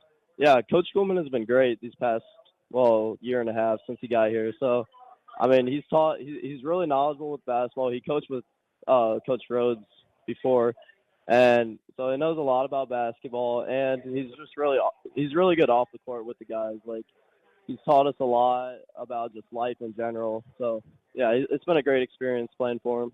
I know that you're getting ready for the season. I know you've had some other issues that are just slowly getting you ready to get back on the court to make sure that we're 100% because we can't wait to see you in that Kingston uniform. But, obviously a lot of success last year, especially when you lose guys like Marcus Burton or Joey Garwood that first season.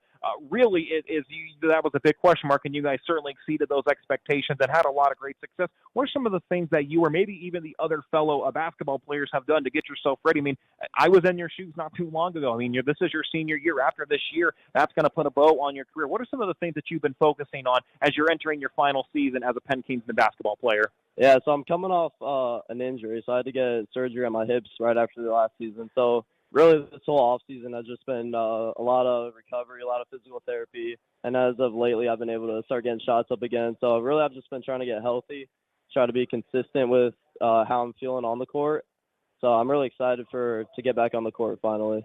And you've had the fortune, I already mentioned the names, Marcus Burton, who's now doing great things at Notre Dame, and Joey Garwood, who's now going to be not too far from Marcus Burton, as he's now going to be at Holy Cross College, and looking forward to seeing him hoop it up here with Tyler Bradick. And so you've had the fortune to play under and see some great talent come across the year. And now you're in a position where you've got some freshmen and some other underclassmen who at some point they're going to take over the role where you're at. But right now you're going to show them the ropes and make sure that you keep your senior leadership. But what are some of the things that you've done to get the freshmen ready to go? Because as I mentioned, at some point this is going to be their team. You know what it takes to work your way up. What are some of the things and pieces of advice that you've been giving to the underclassmen? Yeah, so we got some great underclassmen coming up to play with us on the varsity team. Caleb, he's going to be a freshman. He's going to be a huge part of our team. I mean, I just tell him to stay confident because he knows everybody else is older than him. He's the youngest guy, but he's skilled enough to be playing with us. So I think he's going to have a great season. And we got guys like Peyton Miamba, he was a good help for us last year, but I think he's gonna have a much bigger role. He just got a D1 offer lately, so he's gonna be a sophomore, so he's helping us a lot. And then Mikhail Price, he's coming off a good summer of AAU, and he's gonna be a big help with rebounds. So I mean, I just kind of tell them to stay confident because they are the younger guys, but I think they know. I think they'll be just fine.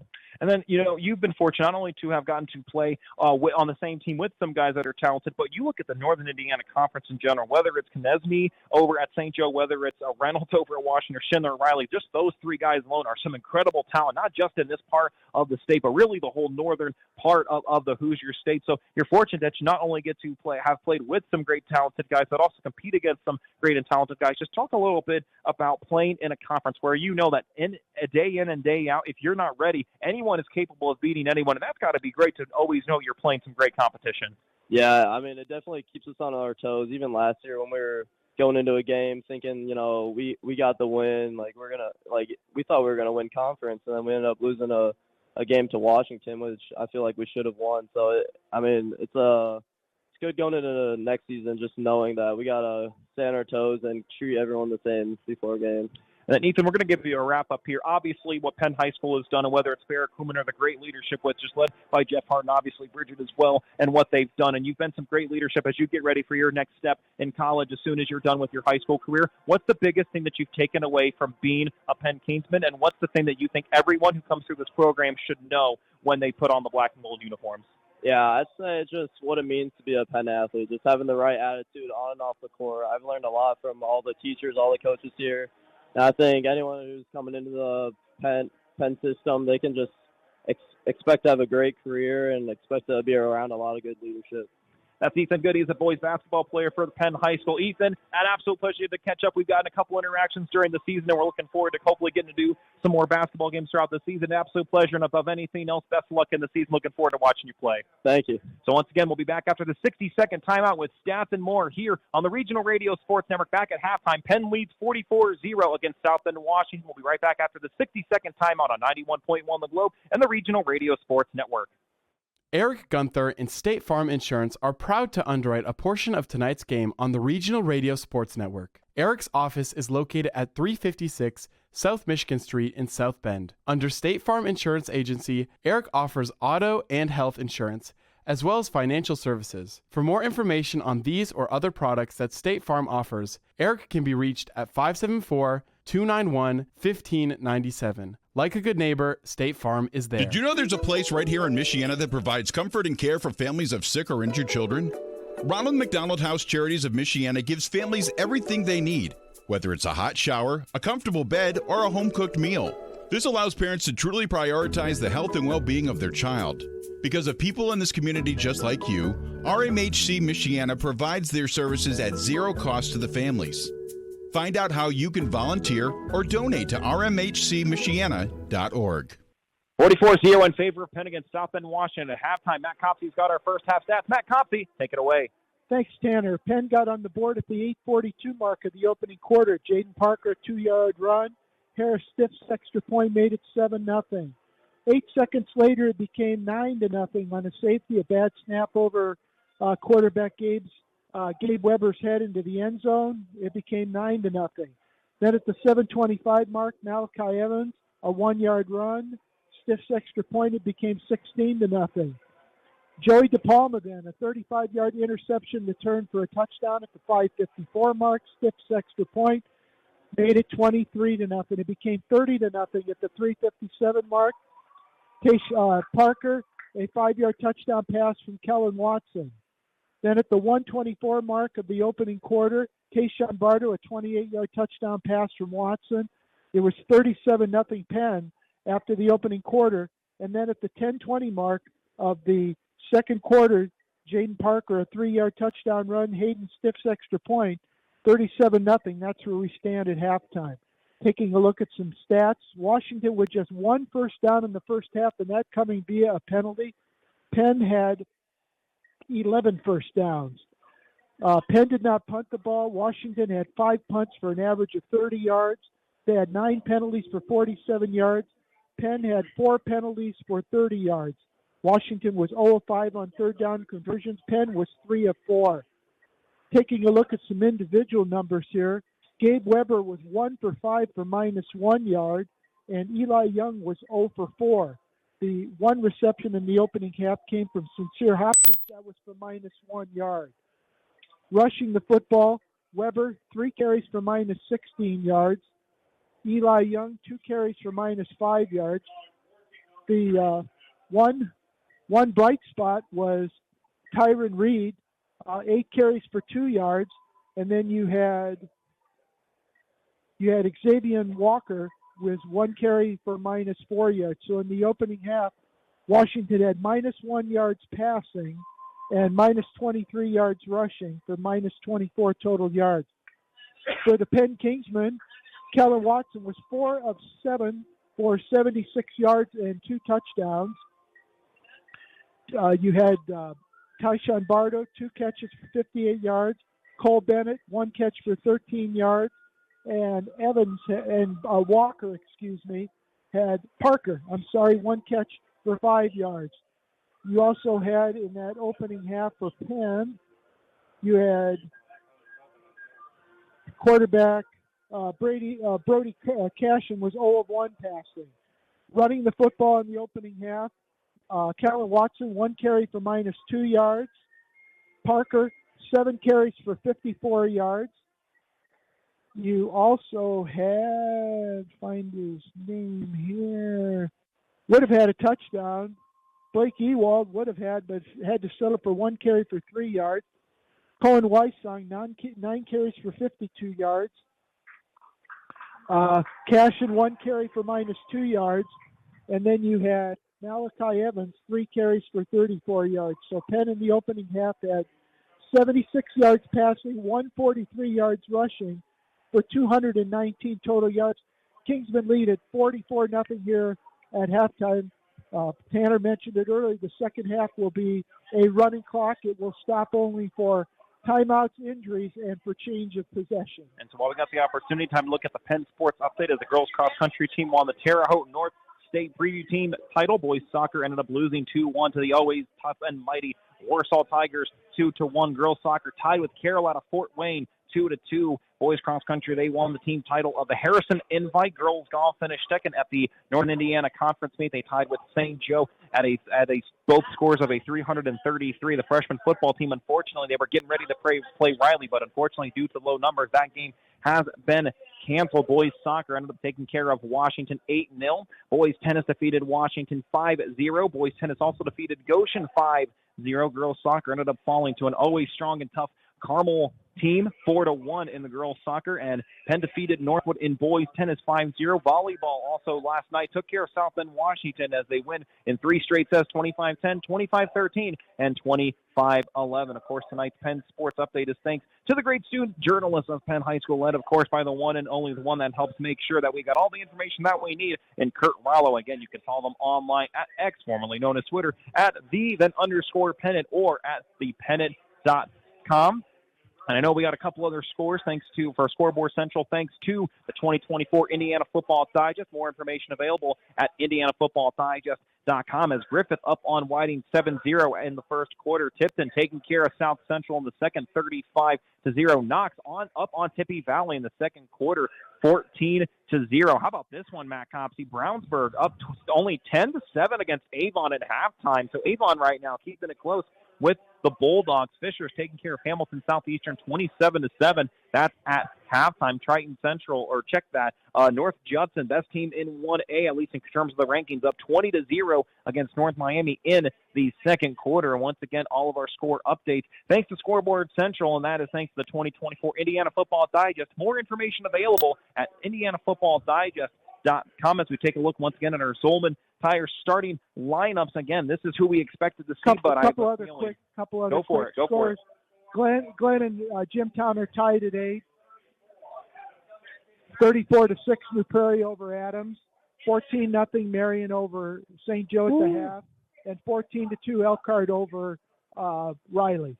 And so once again, we'll take a look at our lineups here for the second half of play. Once again, our lineup thanks to Zolman Tire. 1963, Bud Zolman began working in the tire and automotive service industry. After many years of hard work and dedication, he and his wife Diane founded Zolman Tires in 1978, over 45 years ago, under the leadership of their son Nate Zolman. Zolman's Best One Tire and Auto now has 8 retail locations and 3 fleet locations, serving you and your family for 3 generations. Zolman's Best One Tire and Auto Care. I think we're going to see a number of different players out in the lineup right now, but of course the starting lineup that started off this game was Kellen Watson at the controls in the quarterback spot, and his lineup front was Gavin McGee, A.J. Needham, Aiden Deal, Silas Rowe, and Brody Brown from left to right. The Hogs up front, Tayshawn Bardo and Cohen Turner, the feature receivers, with Jeremiah Mitchell also in the slot as well, and Cole Bennett at the tight end spot, and Jadon Parker also with Malachi Evans getting some touches as well, and of course Cohen Weisson. Those are the 3 feature backs here for the Kingsmen, and the defense for the South Bend Washington Panthers. Up front, it goes like this: Antoine Kyle, Tristan McCall, Jaleel Neely, and Donald Lee, the 4 up front for Jay Johnson's Panthers defense up front. And in the middle, Kelton Verse, Bryce Verse, and David Ingram. That's 741 and 50 in the middle on the linebacker spot. And in the back, the 4 final in the secondary: number 14, Legend Sutton, number 1, Nashawn Ward, number 13, Jaden Johnson, and number 3 in Jaden Lineberry. Once again, those were the starters that started this game, although we can certainly expect a number of different players at this point with a 44-0 lead here for Penn as we get ready for the third quarter. Gabe Weber got the starting spot in the quarterback spot, but we've seen Eli Young, the junior, that has also gotten some time in the quarterback position. And up front, Elijah Lax, Jaleel Neely, David Ingram, Tristan McCall, and Antoine Kyle, the Hogs up front here for the Panthers. Kelton Verse as well as Tyron Reed have been the feature backs here for the Panthers offense. Jaden Lineberry, he was in the receiver spot, but Legend Sutton has been handling a number of the receiving duties. Sincere Hopkins also the option as well. And Davion Walker and Nashawn Ward, also a couple receivers here for the Panthers offense. And up front, the Wild Bunch defense, who have been excellent in really not letting the Panthers get any easy opportunities here throughout tonight. And that really starts up front. Christian Bonner, J.T. Seeger, John White, and Quinn Watson, the Hogs up front on the defensive side of the football for the Wild Bunch. Then in the middle, Jonathan Searpaws, Wilson Thomas, and Wrigley Hall in the middle. And in the secondary, Peyton Horner, who's got an interception here tonight. Also Joey DePalma, who not only has an interception, but that was for a pick six. Vinny Freeman and Colden Hernandez, once again, our starting lineups all season long, thanks to our friends over at Zolman Tire. And as we take a look at our Flags International weather report, once again, we want to remind you that tonight's game time weather report is presented by Flags International. Flags International offers Penn Kingsman flags alongside different kinds of American and international flags, sports flags, and flagpole installations through their website, flagsinternational.com, and at their retail location at 10845 McKinley Highway in Osceola. The number for Flags International is toll-free, 800-627-3524.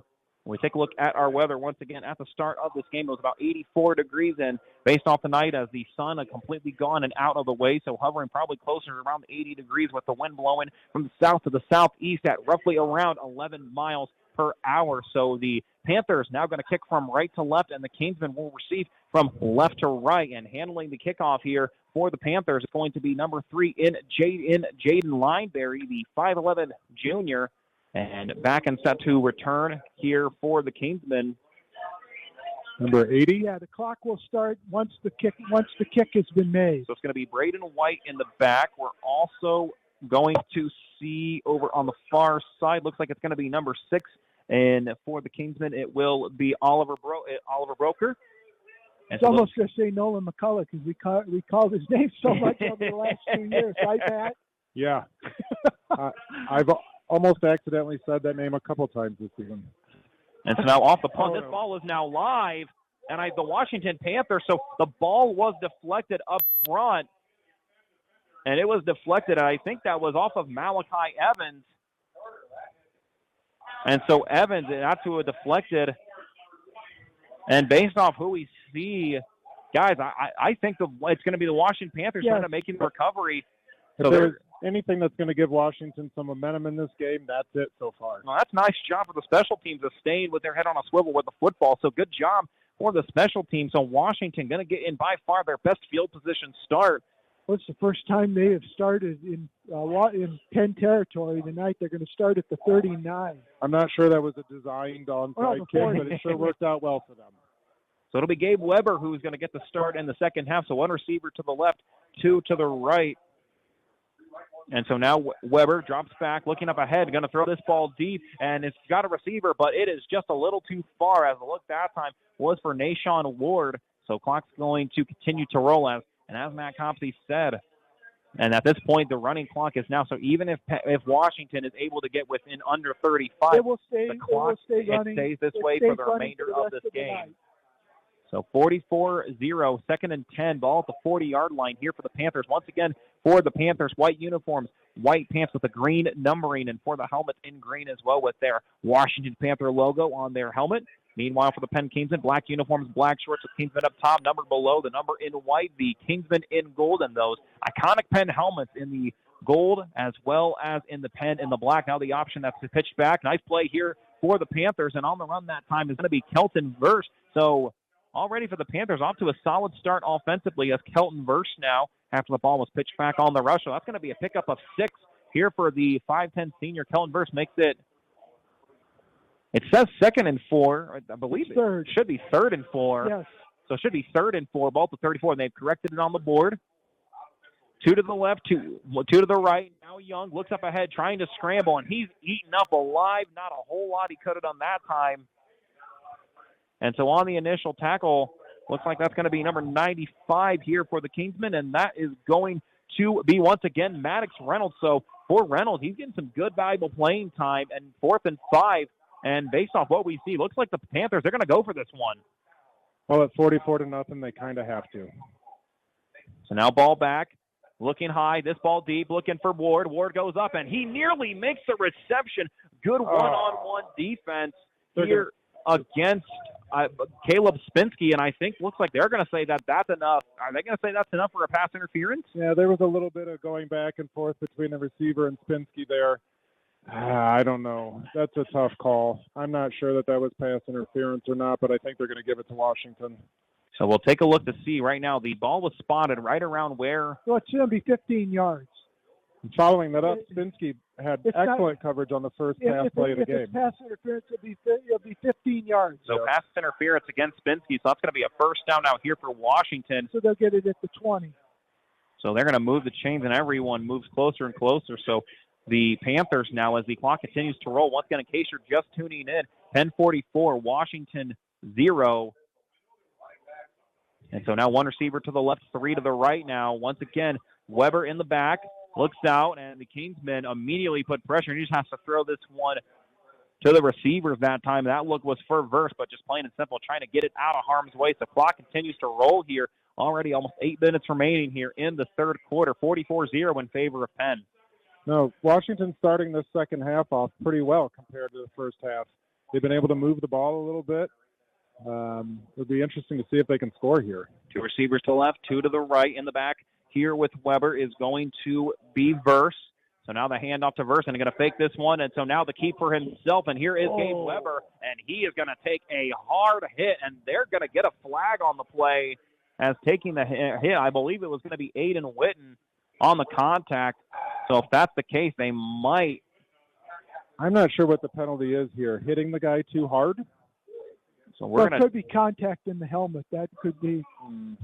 I didn't see it. So they are going to get it against the Kingsmen. So in addition to the run here for Weber, that's going to tack on a couple of yards. So for the Panthers, and with 7:15 remaining here in the third quarter, the Panthers ball now at the 6-yard line. So they're in their best spot and are 6 yards away from getting a score here at Freed Field. Yeah, Washington's definitely knocking on the door here, and it would be a huge moral victory for them to punch it in. Washington has 3 first downs, all via penalty.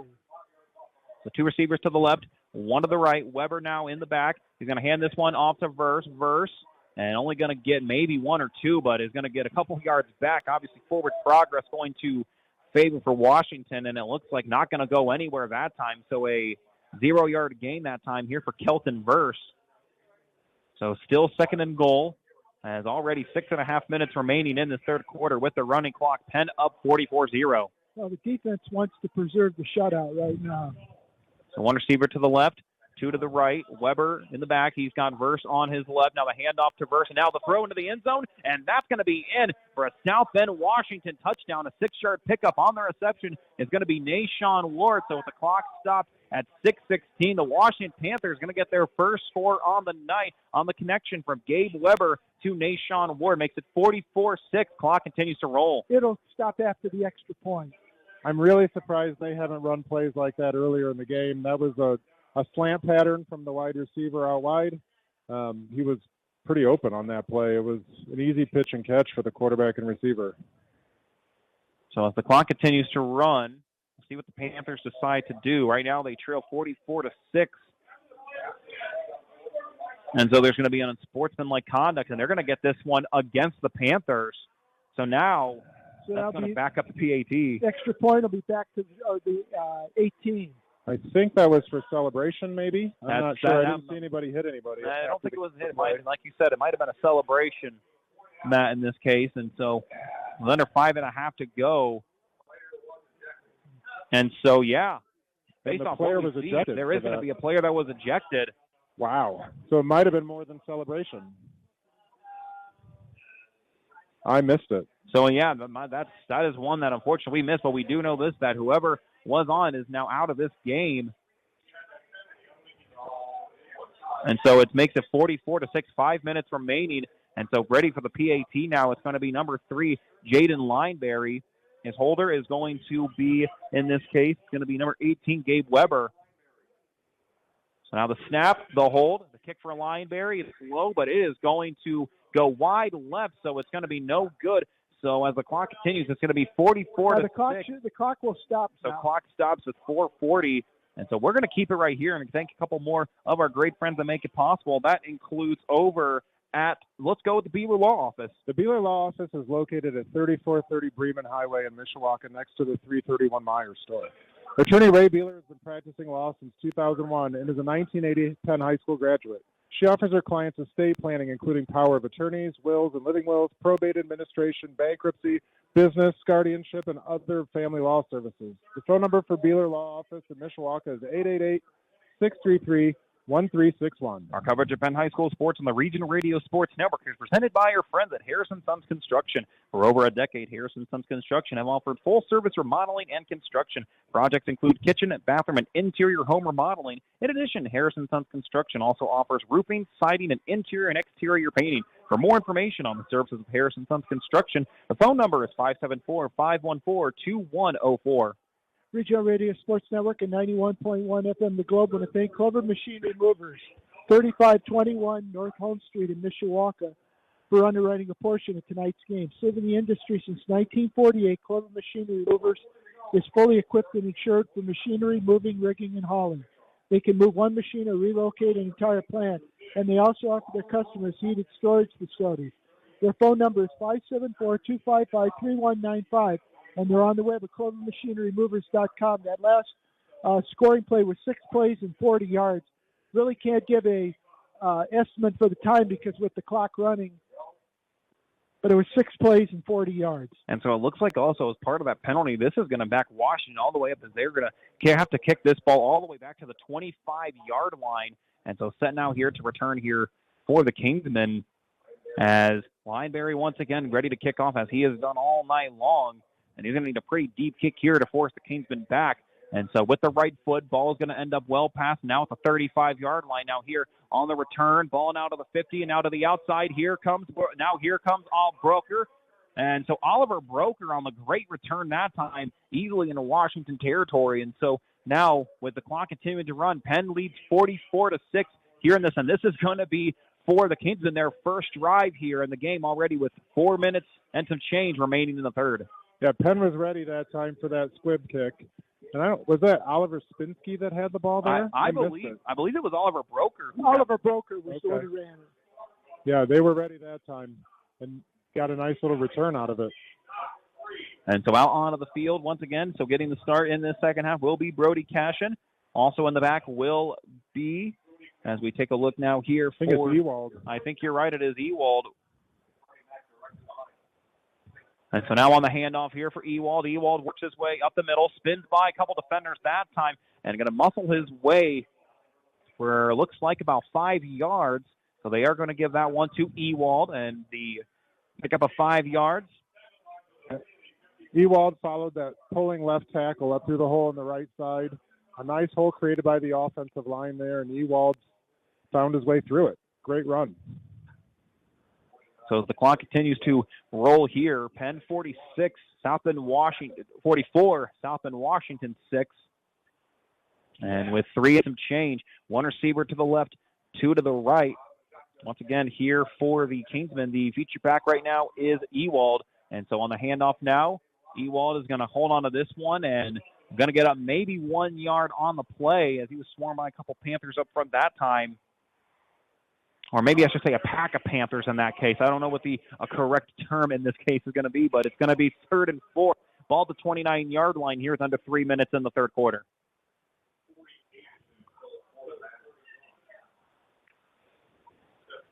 Be interesting to see if Penn goes to the air on this play, giving the reserve quarterback a couple opportunities to air it out. Once again, still at the quarterback spot is Brody Cashin. Also out there, looks like for his first time, is going to be number 48, Alex Vespi, the 5'10 sophomore, standing at with 156 pounds. So Vespi now on the run. He's going to try to punch his way up the middle, and he's going to be awfully close. Might be about a half yard short. And so with to make it 4th and 1, so on the 3-yard pickup there for number 48, Alex Vespi. So 4th and 1, ball to 29-yard line. He's at the 26, needs to get to the 25. Yeah, Coach Pete is definitely going for it.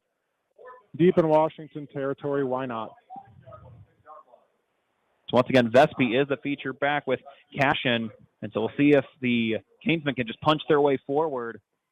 And so Panthers, good job as the Kingsmen just tried to get the Panthers to jump offside that time, but instead, with 5 seconds left, Penn might need to use a timeout, or we'll see what they do as 1 second left on the play clock, and that is exactly what's going to happen. It's going to be a timeout taken by the Gold Rush. So with a minute and 28 seconds left, 44-6 in favor of Penn, gives us a chance to thank a couple more of our great friends. That includes over at A's Event Rental. Regional Radio Sports Network wants to thank the Sharp family and A's Event Rentals, 805 West Edison Road in Mishawaka, for their terrific support of student athletes over the years. Serving the community for 53 years, their phone number is 574-256-1110, and they're on the web at aesrental.com. Tonight's broadcast is being underwritten by our friends at Cubit Networks. Located at 103 Polk Street in LaPorte, Cubit Networks takes pride in helping keep their customers happy for all their technology needs. More information can be found on their website at cubitnet.com or by phone at 219-369-4357. Of course, want to reminder that for all Penn Kingsmen first downs, they're brought to you by Chris Neal State Farm Insurance with their location at 1602 East A Road in Mishawaka. You can reach them for a quote today at 574-255-2900. And the Kingsmen 1 yard from getting one of those first downs here tonight. One receiver to the left, one to the right.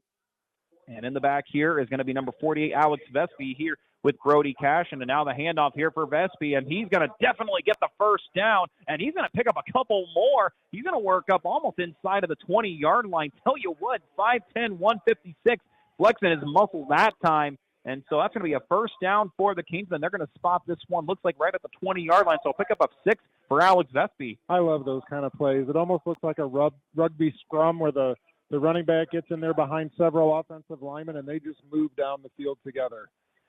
What a great play.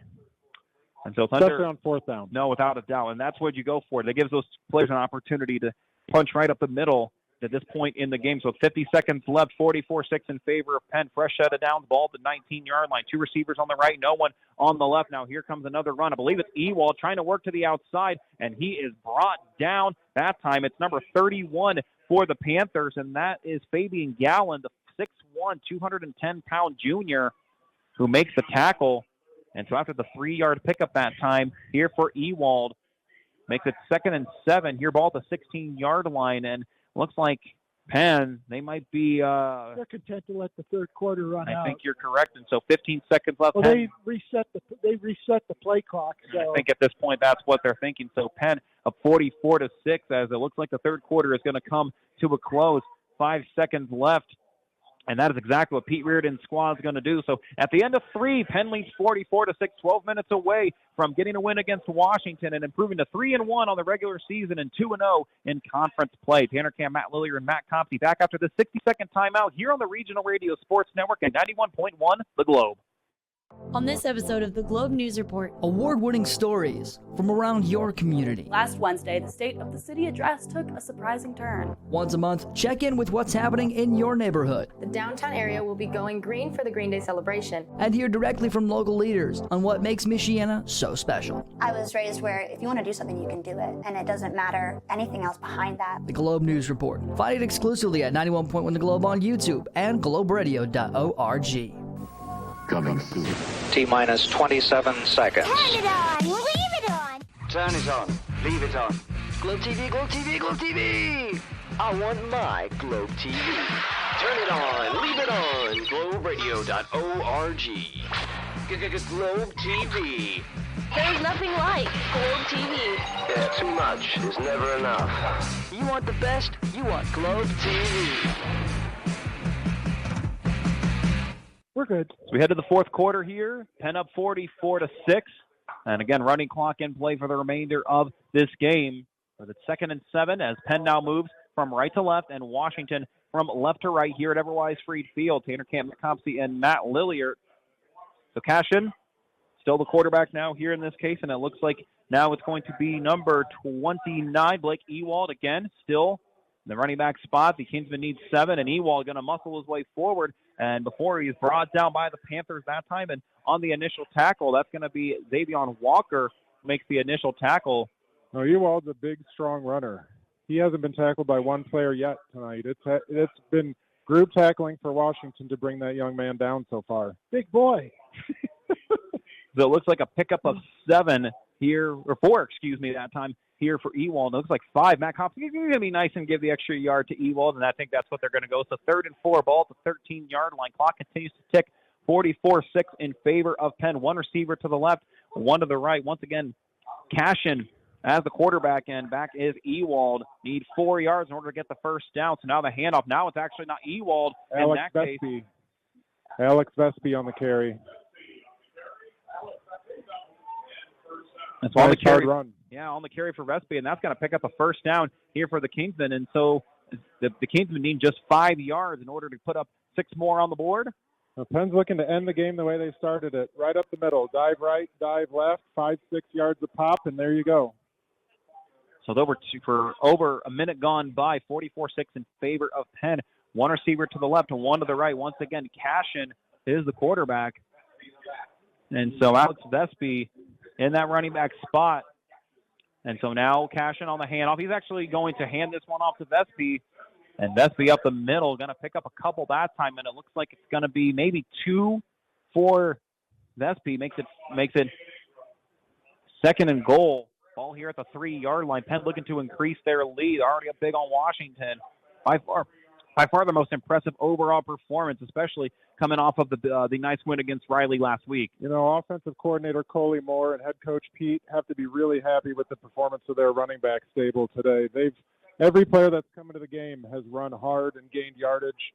And it looks like we've got 29 back in the game. Blake Ewald. So Ewald now back in the game. 2nd and goal. High snap. Now Ewald's going to try to work his way up, but the Panthers, nice job of closing the middle that time. So Ewald looks like the tackle that time going to be taken by number 34. That's Teron Parker. So Teron Parker on the tackle. No gain that time for Ewald. Makes a 3rd and goal. 9.5 minutes remaining in this game as Penn looking to put the final punctuation mark here on this chapter in the Washington-Penn rivalry. You know, that's the thing Penn has always done really well, from the Giesman years to the Yeoman years and now to the coach Pete years. That, you know, they know what the Penn's going to run. I dare you to stop it. And Penn's always been really successful executing, even when defenses knew what was coming. Ewald, the feature back. Now Cashin gets the high snap. Now on the handoff. And that ball nearly taken away and making the tackle that time. That was Antoine Kyle. So good job for the senior of making the initial tackle. That's going to end up being a loss that time for Ewald. And so it's going to make it 4th and goal. Once again, Penn has no hesitation this time. They're going to go for this one. Plain and simple, got to go in the end zone. Well, that one probably should have been a score if it wasn't for that high snap. That high snap slowed down the progression of the play, and by the time Ewald got the ball, Washington was in the backfield. So in that center spot here for the Kingsmen, it looks like in that spot is still going to be Deal. So 8.5 minutes to go, and so now the snap, now to the outside, and hit hard. Alex Vespi. Not much that he was going to do there, and that's Bryce First. We called his name a couple times defensively, and so the Kingsmen unsuccessful on the 4th down conversion. So Washington going to get the football back. With the ball here at the 5-yard line gives us a chance to thank a couple more of our great friends. And as a reminder, our coverage of Penn High School sports on the Regional Radio Sports Network is presented by our friends at Harrison Sons Construction. For over a decade, Harrison Sons Construction have offered full-service remodeling and construction. Projects include kitchen, bathroom, and interior home remodeling. In addition, Harrison Sons Construction also offer roofing, siding, and interior and exterior painting. For more information on the services of Harrison Sons Construction, the phone number is 574-514-2104. Once again, thank you to Harrison Sons Construction for their support. So we're going to flip the card, and the Southern Washington Panthers now ball at the 5-yard line as they move from left to right. Penn still leads 44-6 as the running clock is in play, and almost halfway through this final quarter here at Everwise Freed Field. 2 receivers to the left, 2 to the right. As Young now, still Eli Young at the quarterback spot, and on the handoff here for the Panthers, that was number 7 and Kelton Verse. So pickup of 1 here for Kelton Verse makes it 2nd and 9. Ball at the 6-yard line here in this 4th quarter. Yeah, Penn continues to rotate players in and out of this defense, giving some boys that play really hard during the week an opportunity to get some varsity time in. So 2 receivers to the left, 2 to the right. As once again, Eli Young in the quarterback spot. Kelton Verse, the feature back. Now Young looks towards the middle, and an incomplete pass. That was the look for Nashawn Ward. That is a good look if you're the Panthers, just plain and simple, Ward couldn't make the grab. So 3rd and 9 here, ball to 6. Penn was running a zone there. Nashawn Ward found the hole in the zone. The ball was delivered on time, and he just flat out dropped that one. That would have been a nice game for Washington.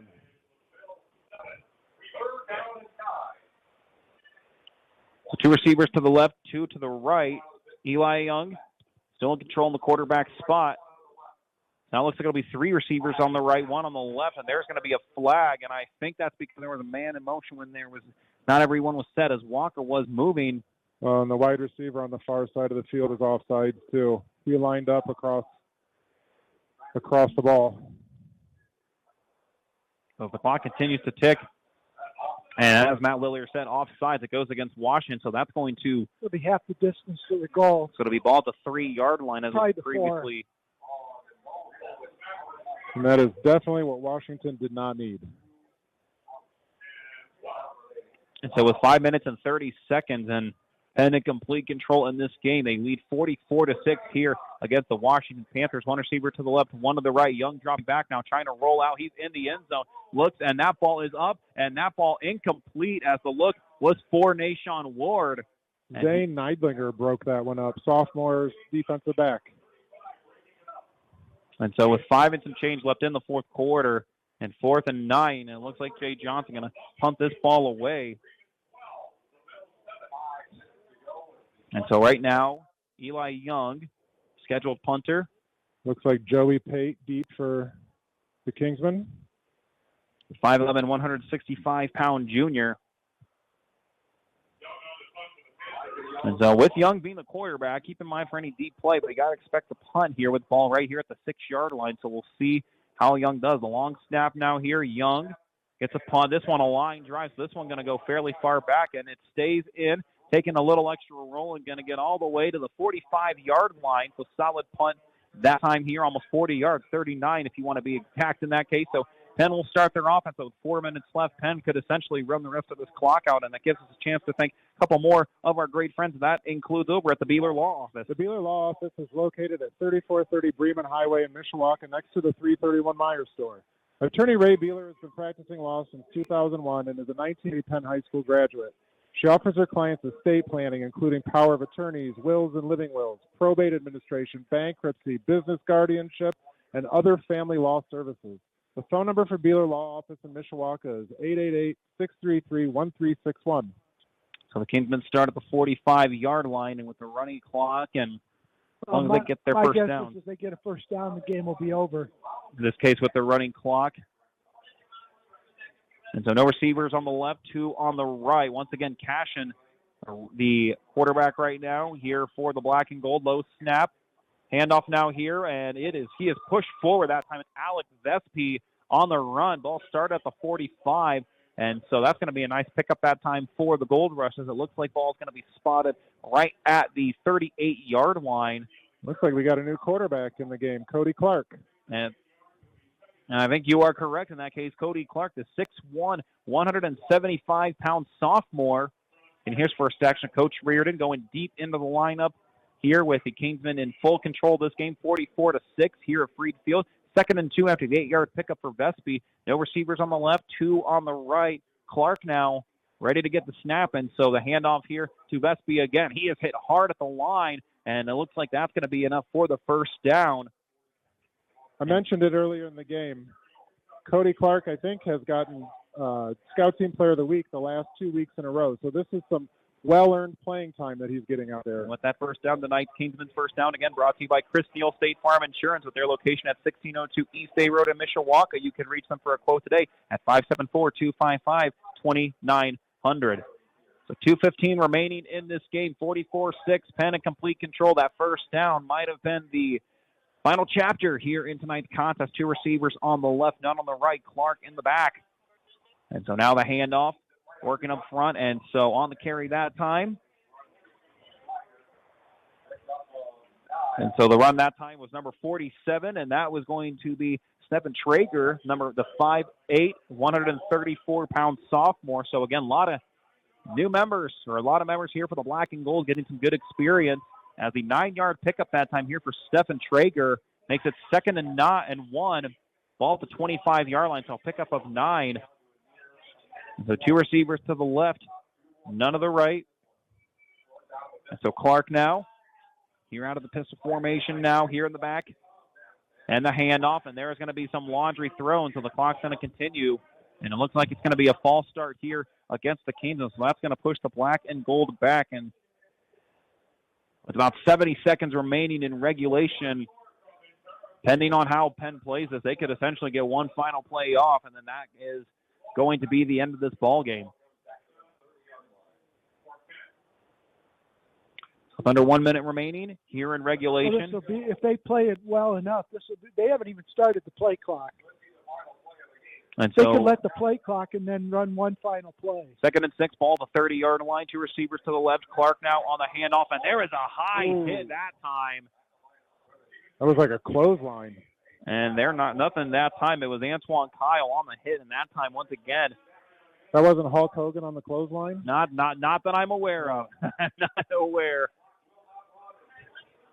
And so at this point now, with under 30 seconds left, the Penn Canesmen looks like they're not even going to get one final play off. They're just going to let this one run until it hits 0. So 15 seconds and 10 years since the last time these two teams played, and the Penn Canesmen will pick up right where they left off, as they are now 31-1 all-time against the South Bend Washington Panthers, and they've now won 30 straight contests against the Panthers. And so that clock is final, and so the end of the ball game, and the Penn Canesmen win here at Everwise Freed Field by a final score of 44-6 against the South Bend Washington Panthers. With the win, the Canesmen now improved to 3-1 on the regular season and 2-0 in Northern Indiana Conference play. Meanwhile, the Washington Panthers, they are able to put some points after the shutout performance last week against the Lions of Elkhart, but they dropped to 0-3, 0-4 overall, and 0-2 in Northern Indiana Conference play. We're going to take a 2-minute timeout. When we come back, we'll thank some more of our friends, have our final staff get a couple other scores from around the state, and put a bow on this one as the Penn Canesmen, a winner at home, 44-6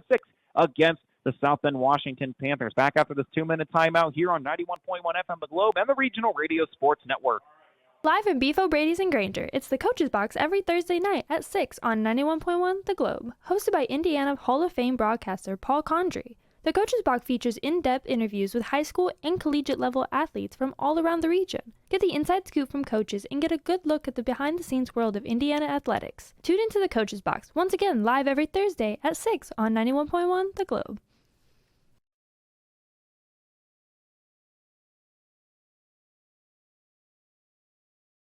The 2024 Indiana Football Digest is now available for online order at indianafootballdigest.com. This year's digest is packed to the brim not only with stats and scores, but in-depth and detailed analysis on each Indiana High School Athletic Association team. It also features a section on Indiana collegiate football and quotes from coaches from all around the state, giving readers an inside look at Indiana high school football. The 2024 Indiana Football Digest is available online at indianafootballdigest.com. Eric Gunther and State Farm Insurance are proud to underwrite a portion of tonight's game on the Regional Radio Sports Network. Eric's office is located at 356 South Michigan Street in South Bend. Under State Farm Insurance Agency, Eric offers auto and health insurance, as well as financial services. For more information on these or other products that State Farm offers, Eric can be reached at 574-291-1597. Like a good neighbor, State Farm is there. Did you know there's a place right here in Michiana that provides comfort and care for families of sick or injured children? Ronald McDonald House Charities of Michiana gives families everything they need, whether it's a hot shower, a comfortable bed, or a home-cooked meal. This allows parents to truly prioritize the health and well-being of their child.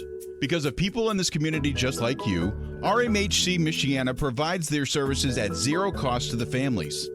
Find out how you can volunteer or donate to rmhcmichiana.org. Welcome you back here to Everwise Freed Field. The Penn Canesmen take care of business against the South Bend Washington Panthers by a final score of 44-6. Tanner Camp alongside to my left, Matt Lilliard, and to my right, Matt Compsey, as we are ready to get to put a bow on this one. I know Matt Compsey working so quick to get ready to add the final numbers, but Matt Lilliard, a lot of friends that we want to make sure that we want to thank, and that includes, we'll start things off, how about with Cuban Networks? The Regional Radio Sports Network thanks Cuban Networks for their support of high school and college athletics. Since 1986, Cuban Networks is focused on providing a quality experience to their customers. They take computer security seriously, and have the necessary tools to keep your digital assets and environment safe. They are located at 103 Polk Street in LaPorte, and their phone number is 219-369-4357. Of course, we also want to remind you that the Kingsman Special Teams are sponsored by the Specialized Investment Team at Guidance Wealth. Build, protect, prosper on the web at guidancewealth.com. We also want to give one more thank you as well to the Beeler Law Office. The Beeler Law Office is located at 3430 Bremen Highway in Mishawaka, next to the 331 Meyer store. Attorney Ray Beeler has been practicing law since 2001 and is a 1980 Penn High School graduate. She offers her clients estate planning, including power of attorneys, wills and living wills, probate administration, bankruptcy, business, guardianship, and other family law services. The phone number for the Beeler Law Office in Mishawaka is 888-633-1361. Of course, we want to give one more thank you as well to our great friends at Harrison Sons Construction. So as a reminder that our coverage of Penn High School sports on the Regional Radio Sports Network is presented by our friends at Harrison Sons Construction. For over a decade, Harrison Sons Construction have offered full-service remodeling and construction. Projects include kitchen, bathroom, and interior home remodeling. In addition, Harrison Sons Construction also offers roofing, siding, and interior and exterior painting. For more information on the services of Harrison Sons Construction, the phone number is 574-514-2104. And Matt Lillier, as we, again, are just about to get ready to head over for the stats here. Tell you what, this was a game that, plain and simple, again, the game was probably in favor for Penn in this case, but they came out and executed their game plan, and really there was never any moment where it felt like they slipped out of their plan, and once they put the reserves, and tell you what, again, what a great opportunity for Pete Reardon to give some of these players an opportunity, and really, I know one that we'll have to talk about a little bit, and even it comes down to guys like Harrison Stipp to be able to come in, and he was great when it came to the kicking department today, but really an overall great performance for Penn as they stay undefeated in Northern Indiana Conference play. This was definitely the most crisp Penn has looked in the first half this year. The passing game was running on all cylinders. The running game was running on all cylinders. They minimized mistakes. And then on defense, they were dominant through the whole first half and through most of the game, for that matter, even once the reserves were in. They kept them in front of them. They made tackles when they needed to. They defended well. It was a good game for the Kingsmen. And before we send things over to Matt Copsey for our final stats, we want to remind you Ivy Tech credits transfer to more than 100 colleges and universities in Indiana and outside the state, with more than 20 degrees qualifying for guaranteed admission at the largest four-year institutions in the state. Each year, over 5,000 students transfer to a four-year university each year. Classes that fit your busy life, in person, online, and in between. Enrollment is open for an October 21st start. Visit ivytech.edu/apply. Once again, now let's hand things over to Matt Copsey. He's got our final numbers as the Penn Kingsmen win this one tonight. Thanks, Tanner. Penn got on the board at the 8:42 mark of the first quarter. Jaden Parker, 2-yard run. Harris Stiff's extra point made it 7-0. 8 seconds later, a safety, a bad snap over a Washington quarterback. Gabe Weber's head into the end zone made it 9-0. Just a little over a minute later, Malachi Evans, a 1-yard touchdown run, made it 16-0. Then Joey DePalma, a 35-yard interception return at the 5:54 mark, made it 23-0. It became 30-0 at the 3:57 mark. Jaden Parker, 5-yard touchdown pass from Kellen Watson. And then with 1:24 left in the opening quarter, Tayshawn Bardo, a 28-yard touchdown pass from Watson. 10:20 mark of the second quarter, Parker, a 3-yard touchdown run. Stiff's extra point made it 44-0. And then late in the third quarter, Mayshawn Ward, a 6-yard touchdown pass from Gabe Ward for Washington's only touchdown. The extra point was no good. Washington finished with just 3 first downs, all of them coming on penalty. Penn had 13 first downs. Washington had 6 punts for an average of 32 yards. Penn did not have to punt. 11 penalties for 65 yards for Washington, 7 penalties for 65 yards for Penn. Washington was 0 of 5 on third down conversions. Penn was 3 of 5. Taking a look at some individual numbers now, Gabe Weber was 2 out of 7 with 1 touchdown and 2 interceptions for 5 yards. You also had Eli Young was 0 of 5 passing. You had Mayshawn Ward, 1 catch for 6 yards. And then you also had Legend Sutton, 1 catch for -1 yard. Running the football, Weber, 4 carries for -15 yards. Young, 2 carries for -5 yards. You also had, find his name here, Tyron Tyron Reed had 8 carries for 2 yards. You also had Xavier Walker, 1 carry for -5 yards, and then Kelton Verse, 3 carries for 8 yards. So Washington had 5 yards passing, minus 14 yards rushing, for a total of -9 yards of total offense. For the Kingsmen, Kellen Watson was 4 out of 7 with 2 touchdowns for 76 yards. Tayshawn Bardo, 2 catches for 58 yards. Cole Bennett, 1 catch for 13 yards. And Parker, 1 catch for 5 yards. You also had, find it over here, Brody Cashin was 0 of 1 passing. Running the ball, Kellen Watson, 1 carry for 2 yards. You had Parker, 7 carries. Parker had 7 carries for 54 yards. Then you also had Blake Ewald, 7 carries for 16 yards. Taking a look here, Colin Wysong, 8 carries for 52 yards. Brody Cashin, 1 carry for -2 yards. Taking a look here, find it. Oh, Malachi Evans, 3 carries for 34 yards. And then you had Alex Vespi, 7 carries for 30 yards. And then Stephen Traeger, 2 carries for 9 yards. So Penn had 195 yards on the ground, 76 yards through the air, 271 total yards. Penn improves to 3-1. They are now 2-0 in the Northern Indiana Conference. Washington drops to 0-4, 0-2. Penn will be right back here at Everwise Freed Field next Friday night against Marion, and Washington will be at Everwise School Field to take on Riley next Friday night. And we're going to get one final look here at our score updates, once again from Scoreboard Central, thanks to the 2024 Indiana Football Digest. More information available at indianafootballdigest.com. Winamac is up 22-14 in the third quarter right now, as we take a look for that one. As again, for Winamac right now, they are up, and so Valparaiso, they're up on Michigan City at halftime, 17-6 over in Michigan City. Hobart up on Kankakee Valley, as that one is at halftime, 22-10. Lafayette Central Catholic, they get themselves they are up now 42-21 at the end of the third quarter against Twin Lakes.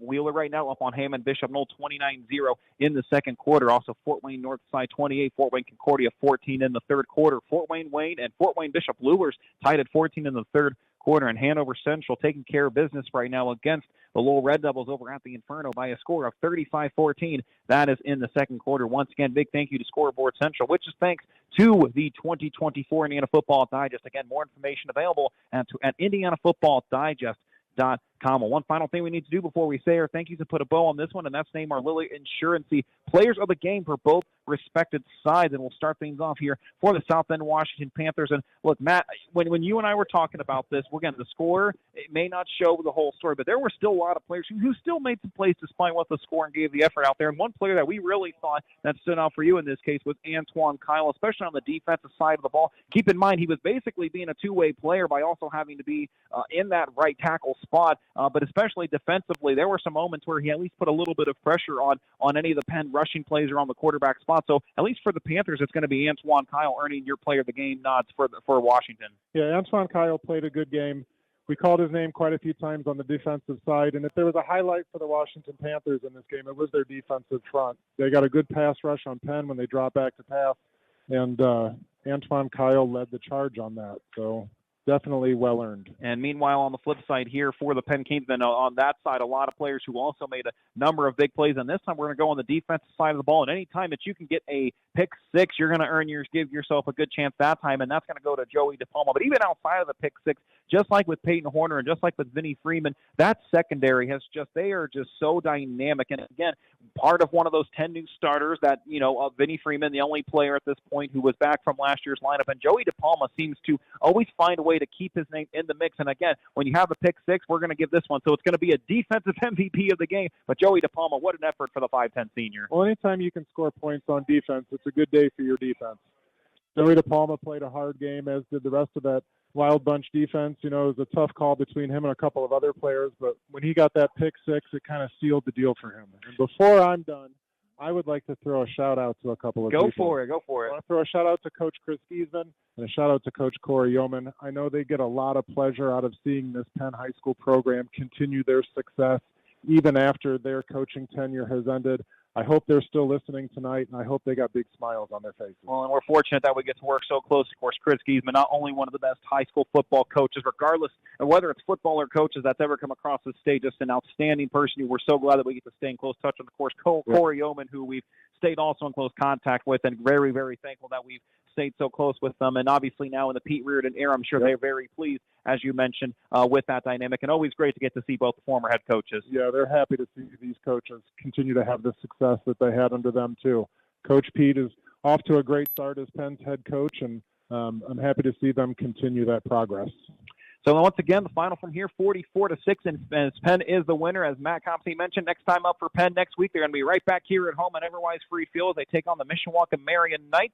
And meanwhile, for the South Bend Washington Panthers, they're going to still search for their first win next week. They're back at home as they take on the South Bend Riley Wildcats. So the win puts Penn at 3-1 overall and 2-0 in Northern Indiana Conference play. And for the Washington Panthers, 0-4 overall and 0-2 in NIC play. That's going to do it for our coverage here of Penn High School football here on 91.1 The Globe and the Regional Radio Sports Network. Big thank you to both coaches, Pete Reardon for the Penn Kingsmen and Jay Johnson for the South Bend Washington Panthers, for their help throughout the course of preparation through the week. The entire game day staff here throughout the course of today, and of course led by the athletic directors with Jeff Hart and Bridget Williams. It's always great to get to be here, and they do such a great job of accommodating us with a great view from here at Everwise Freed Field and the great food that's always wonderful to get every time to make sure we're ready to go for a game day. Of course, Superintendent Dr. Jerry Thacker, always great when he's at the games to get a chance to catch up to see how he and the entire family and the Penn community doing as well. Again, a huge shout out also to our board operator tonight in Seth Kaufman.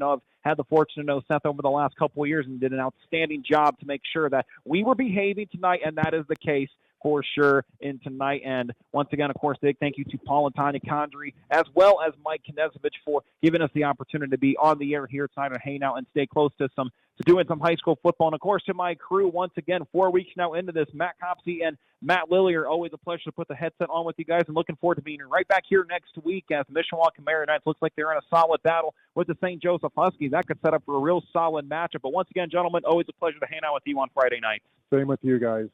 It's the highlight of my week every week during football season. Fantastic. And once again, high school football on the Regional Radio Sports Network is presented by the Lilliard Insurance Agency, Harrison Sons Construction, Chris Neal State Farm Insurance, Beef O'Brady's, McDonald Physical Therapy, Clover Machinery Movers, A's Event Rental, Guidance Wealth, Zolman Tire, the 2024 Indiana Football Digest, the Coach's Box, Cuban Networks, Eric Gunther State Farm Insurance, the Beaver Law Office, Flags International, the Ronald McDonald House Charities, and Ivy Tech Community College. Once again, our final from here at Everwise Freed Field, the Penn Kingsmen 44, the South Bend Washington Panthers 6. For all of us at the Regional Radio Sports Network and everyone here at Everwise Freed Field, my name is Tanner Camp, saying have a great rest of your Friday night, have a great rest of your weekend, and so long.